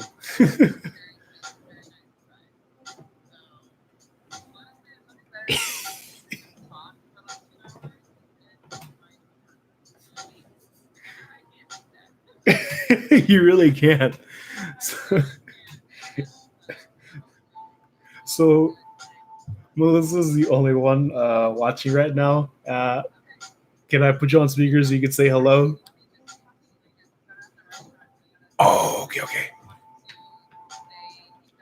Oh man, thank you so much. Like, I'm looking at myself on camera. I've been smiling the whole time. Okay, I'll talk to you in a bit. Bye. Oh man. So, I mean, you know it. You know who that was. But I mean, if I can, let's go ahead and push on. I'm feeling pretty good about this. So with chapter 10, oh my goodness, wrote a lot. So pretty much it's a chase scene, and what I really like about it, it's inspired. This chapter is inspired by one of my favorite series ever, JoJo's Bizarre Adventure. Not because of anything, not because of anything bigger that people talk about. It's the smaller thing I noticed in that series, in which a lot of fights you use their head, you examine, you study your opponent, and use their weakness against them. And while they don't defeat Anubis, they do enough to where he has to retreat for now. He's like, okay, these guys aren't pushovers, so I'll pull back for now. And that's what that chapter 10 is about. They kind of show that unified together, they're able to take on the enemy. So we're going to go to chapter 11. I'm sorry to wake you up, buddy. Okay. Uh, I went ahead. They stayed in town. They're treated like heroes when they check into the hotel. They discuss what's next. Then they have to collect the next piece, and they talk about Anubis. Reika and Ben talk about their history with the Hecate, which is the group he belongs to, and that's how they recognize him. The famous Kawa scene. Okay. Okay, so I have that one scene in this. So for sure, this does need more work and whatnot. I'll have to tweak it some more, but that's okay. So she imprisons the prisoner. So that's going to get cut from 10 and put in 11, I realize. Okay. So this is very much a talking scene. Not a lot of actions happening, but a messenger comes in and reports back what they saw. And of course, Kaba talks with Anubis like, yo, what the heck went on? And that's chapter 11. Gonna keep it pretty short, pretty simple right there. Chapter 12. Superhighway is closed. Raiders are pretty much warring out with, enforcement officers. And so naturally the group is driving off-road. So they are attacked again by a roaming gang. They take out a tire. They fight with... After the fight with Anubis, they're left tired, but they're rescued by archers. And after they're rescued by archers, they're like, okay, thank you so much for what you're doing. It's like, what are you guys looking for? Like, why are you guys out here? Why are you not on the superhighway or whatever? It's like, we're looking for this piece that'll help us out in our journey. It's like, hey, we know where it is. So there's that feeling of hope. They're like, really? You know where that piece is? So they follow. That's where we find out. Yeah, because they're at their most vulnerable, they're led into a trap. And that's the end of 12. 13's a little longer. They try to fight the archers, but the archers reveal that they have abilities as well. And that's when the lightning monster appears. And I hope at that point people... or the readers, I should say, kind of see a trend as to when those monsters appear. So the monster appears. The archers are killed by it. I wrote here that it created a sandstorm. I might cut that out. Joseph fires a beam, and they take it. Yeah, they take its stumble as a chance to run. Marie sees an odd object, and the first piece glows. They escape for now. So now this is how they find out that the pieces glow when they're close to each other. And this is where Joseph announced, we need to destroy it. They get into the buggy, and it chases behind them. Al heals Joseph, and he's ready to go. He's ready to fight. The creature suddenly stops in the middle of its walking and just turns around. Joe wants to fight, but is led away, from it. No, this isn't the right time. We got to pull back. They arrive at a settlement, and Marie looks at a Kaba post, because as I said, Kaba is on social media, lots of followers, and she's one of the followers.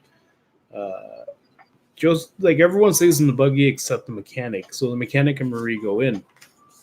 She asks if, what's your real name? He's very coy about it. He doesn't want to reveal his real name. He asks why she's involved with all of this, and we get a little bit of backstory on her. They kind of separate for a bit, and she's looking at some jewelry or whatever, and a familiar voice hits her ears. Her and this strange woman chat about their taste in jewelry. The woman only goes for local stuff, and she introduces herself as Kaba. So the main antagonist and one of the protagonists meet for the first time, but she's not aware of what's going on with her. I have things to do. It was very nice to meet you, Marie. That's how chapter 13 ends. Chapter 14, and we're getting down to it.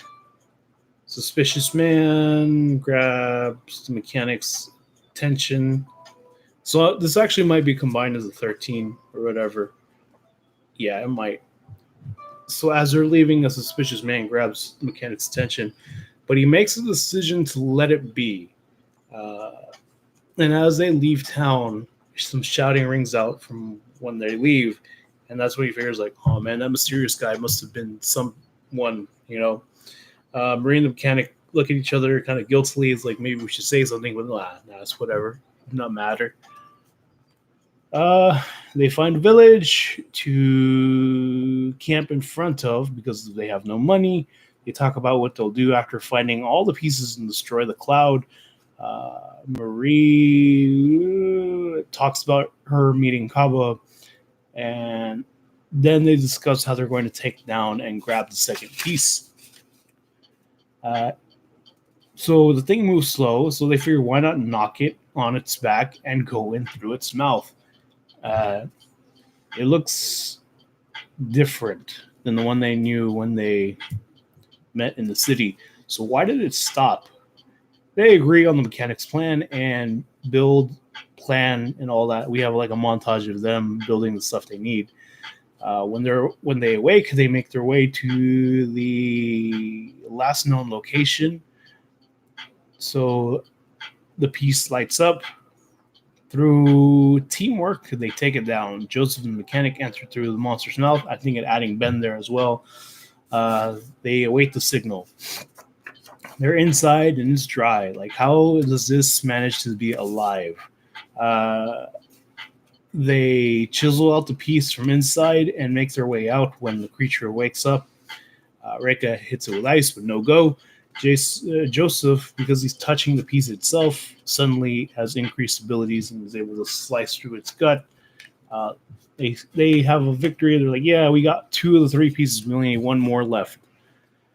What's going to happen? They have the key. The key to do what? They don't know yet because there's not a lot of information that are given to them. They're figuring out as they go. Joe hands Reka her piece and figures that if the specific user touches a specific piece, it increases their abilities. They return to the last settlement where, dude was shouting or whatever, the one where they ignored, and it's been raised to the ground. Marie sees Kaba and is like, this person needs our help. She's Kaba, soldiers jump them, but they're stronger now, so they take them down. They're hit with illusions. They're shown what they want, their desires and whatnot. And this is done by a user named Isis. Now, Isis reveals herself to the mechanic. But the thing is, when she's inside his mind, his world is small. And it's very, like, the home that he dreams of is his childhood home. It's desolate, it's crappy, and she's confused by that. But she does find out his real name, and more of his world expands out. So the more she knows about him, the more his world expands out to show what he really wants. But this scene, like, although he has no abilities whatsoever, he is mentally tough because he has to be, and that's where he shows that off. All there is a house on a gritty street. She questions on his views of freedom. What do you mean? He reveals no abilities, and that's when she disconnects. Like, you're not worth the effort. I don't know how you're this mentally tough, but you don't have any abilities. You're nothing to me. So... Kaba reveals.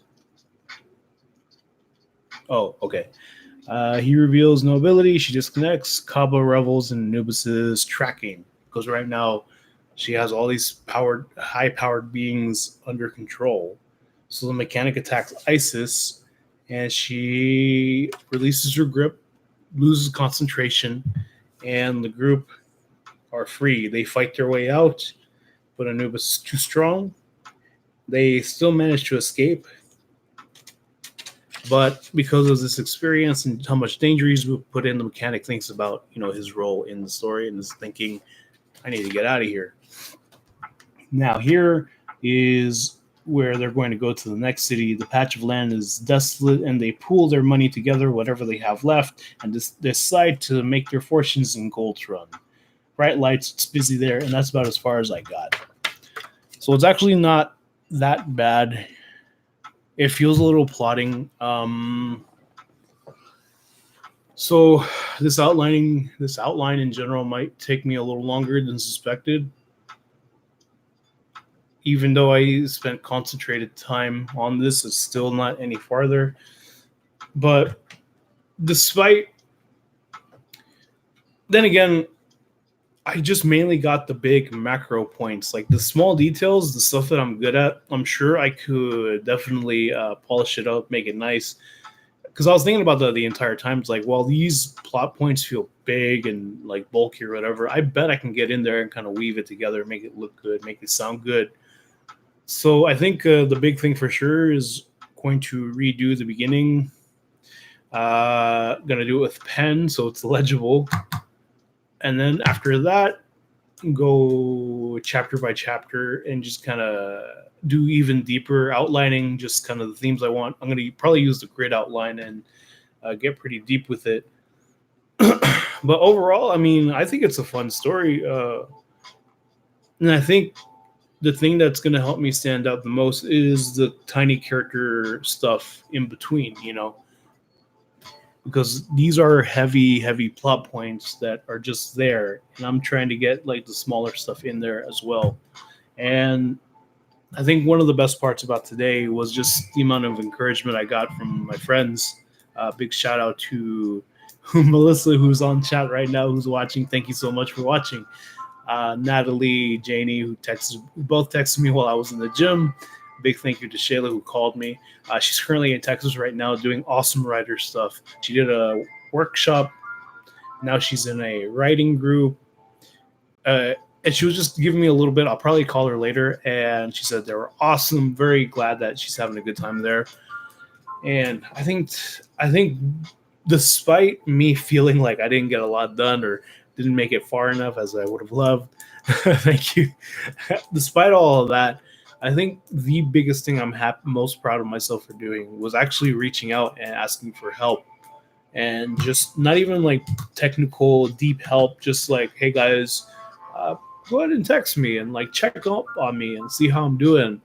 And I feel like that prevented me from just being like, oh, I'm tired, guys, I'm just gonna finish off early, see you later, like that. Like it's not 7 yet, mind you, but I have been doing this like on the stream. It just says 3.5 hours.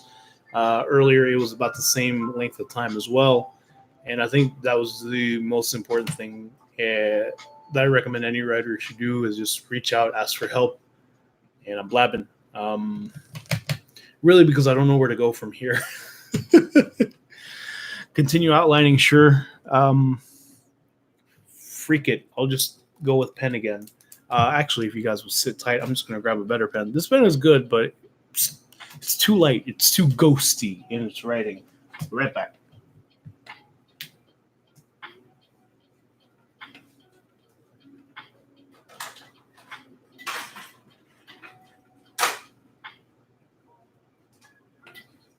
I highly recommend this pen right here. It's dark. It feels slick. It feels smooth. And a pack of 21, 22 of them is like $2. Highly recommend it. So let's go ahead. Let me quick test.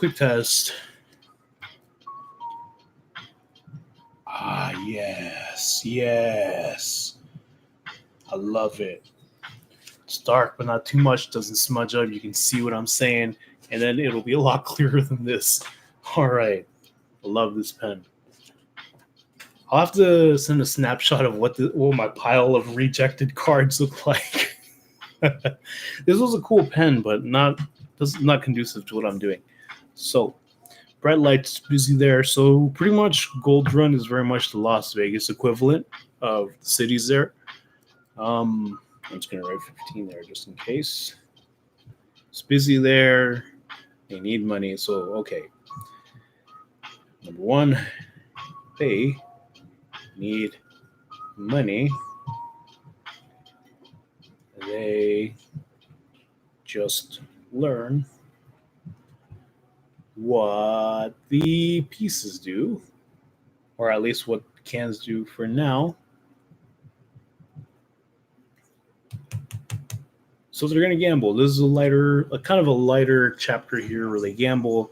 I'm going to put a star here. Look up how to gamble. Well, really how to play the card games and whatnot.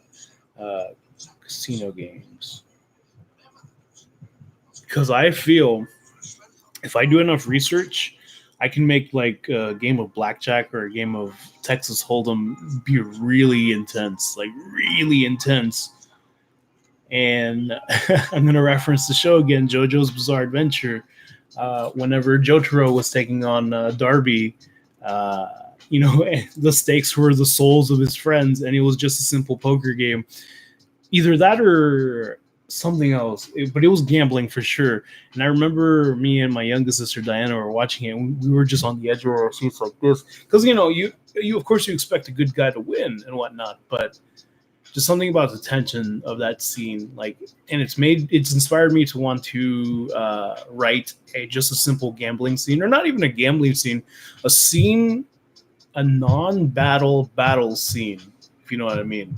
The scene where the stakes are super high, the tension is tight, like you feel you're about to have a heart attack, but no one is throwing a single punch. It's all like, you can have that scene be a debate between two people, or maybe someone knows the secret of another and they're trying to skirt around it, that kind of deal. For this, I kind of want to try that for chapter 16/15, like a gambling scene where it's super tense and like a whole lot is on the line. So I need to establish the kind of corruption there. There's guys in black suits walking around. They're not afraid to just murk you. The encouragement is coming back. I feel it. I feel the energy again. I feel the power again. I like it. So casino games.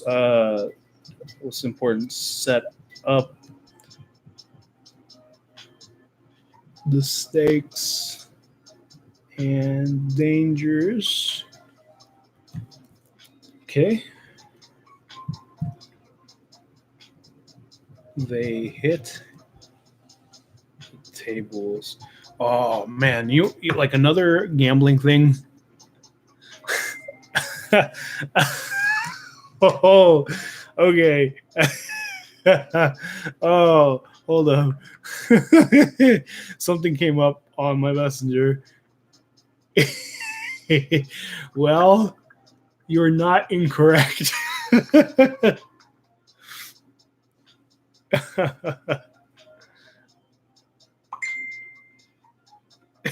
Yeah, I have my phone right here.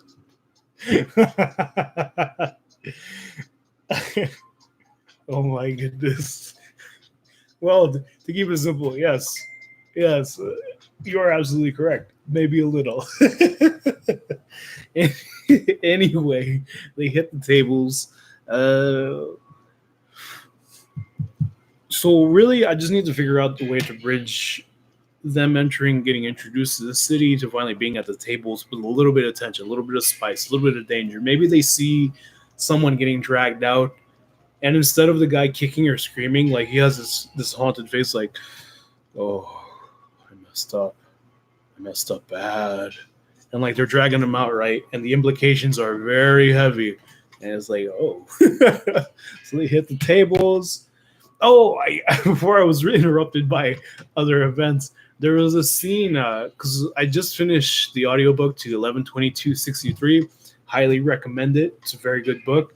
And I made the mistake of watching the miniseries. Now, on its own, it's pretty good. But because I'm so used to the pacing of the book, when I watched the show, I was like, no, you're moving too fast. You're moving way too fast. And there's a scene early on, like about less than halfway through, in which so they mixed the names. His original name is Jake Epping. He takes on the identity of George Amberson, but in the show they mix it, like, your name is Jake Amberson. It's so strange. Anyway, he gambles on a fight, and we meet a character named Little Eddie who wasn't in the book. And already the tension builds up there, like when he's watching the fight. Now keep in mind, he's from 2011 and he goes back to 1960. In the book, it was 1958. But he goes back to 1960. And of course, Al, the old guy who sends him in the first place, gives him a whole book of like wagers and bets that, that's already happened, so he can make some money. So he goes there, he's like, let me put $100, 35-1 odds. Yeah, let's do it. He's like, whoa. And you're betting on this guy to lose in a 6-round knockout? All right, it's your loss, man. And they're on the radio and they're listening. You're like, yeah. And at first, it looks like Al was wrong. Like maybe the past changed because of that.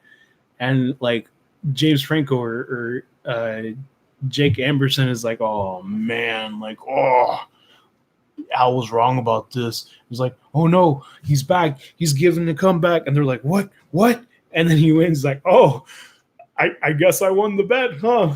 He's like, yeah. They're like, yeah, you did, you won the bet. And they give him his money, and it's like, count it. It's like, no, I trust you, I got all my money. It's like, count it.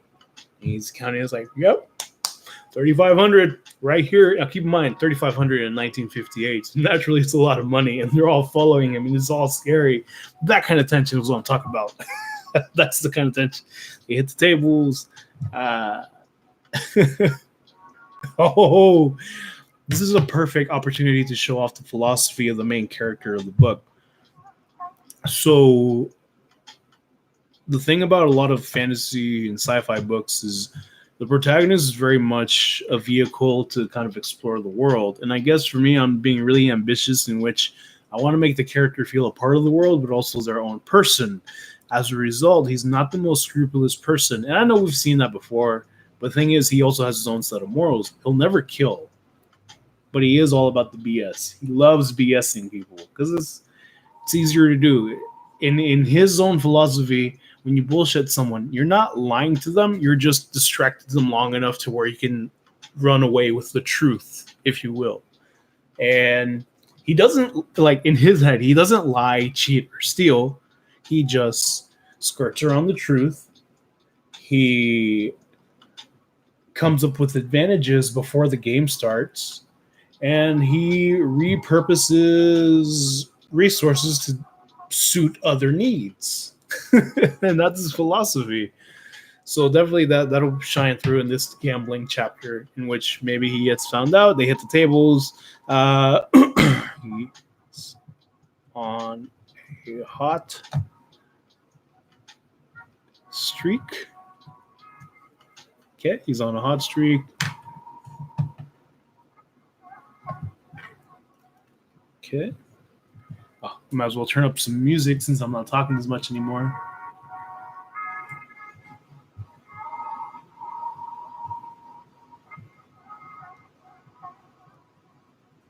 This is so much better. I should have went with pen. I can actually read it. Oh, man. Well, you live, you learn, you know. You live and you learn.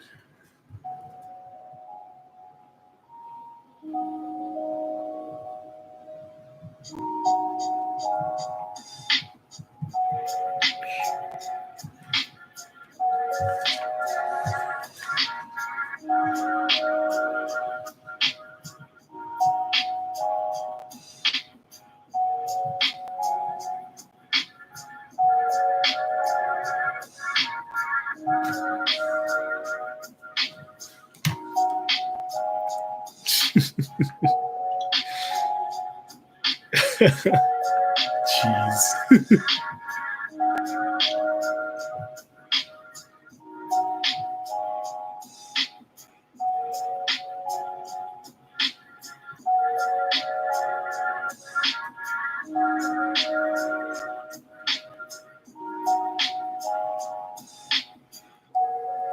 I'm glad. I hope you're working on stuff too. That's kind of the idea I wanted to have for a while, is like, I love writing so much that what if I had a virtual one? You know, maybe it'll grow, maybe it'll become something. And I hope it does feel like that. Got the music going. Instead of coffee, I have my water here. You know, water's good for you. Oh, that hits. He was cheating.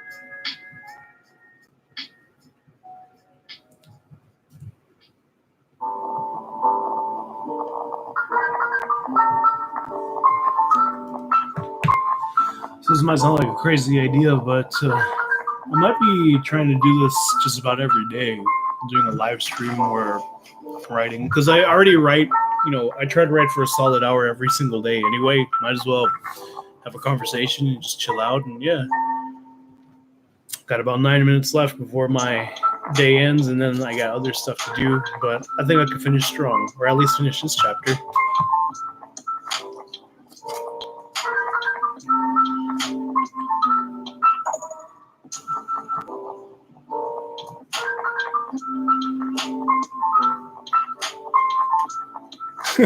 That's what I'm talking about. Heck yeah. Heck yeah.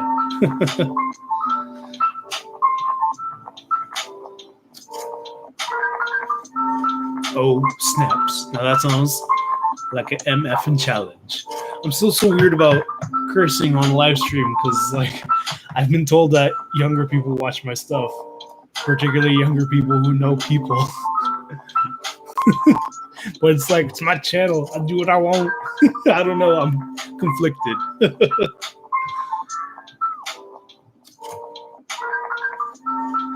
What was I gonna put? Well, okay. How do I want this chapter to end? Is the real question. That's an homage to our good friend Janie. Which I think she's out drinking tonight. Oh no, she's not.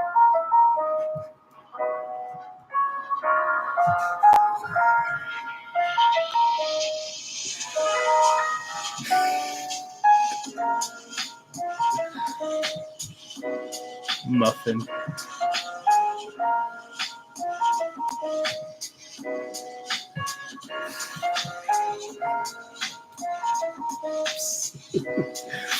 Excuse me, I gotta put my phone on my charger real quick. I'll be right back. Oh, man.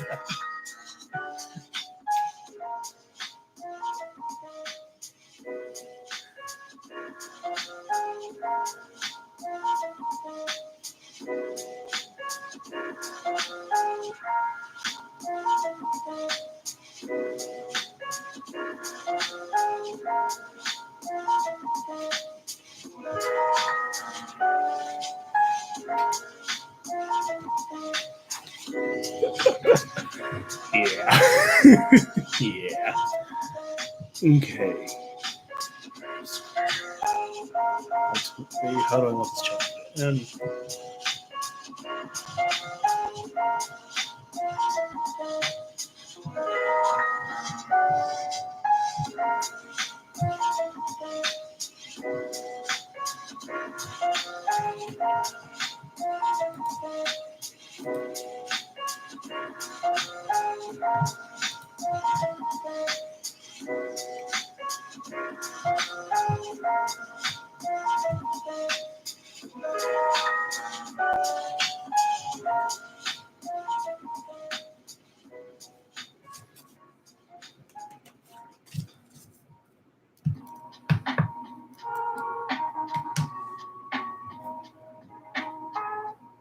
Oh.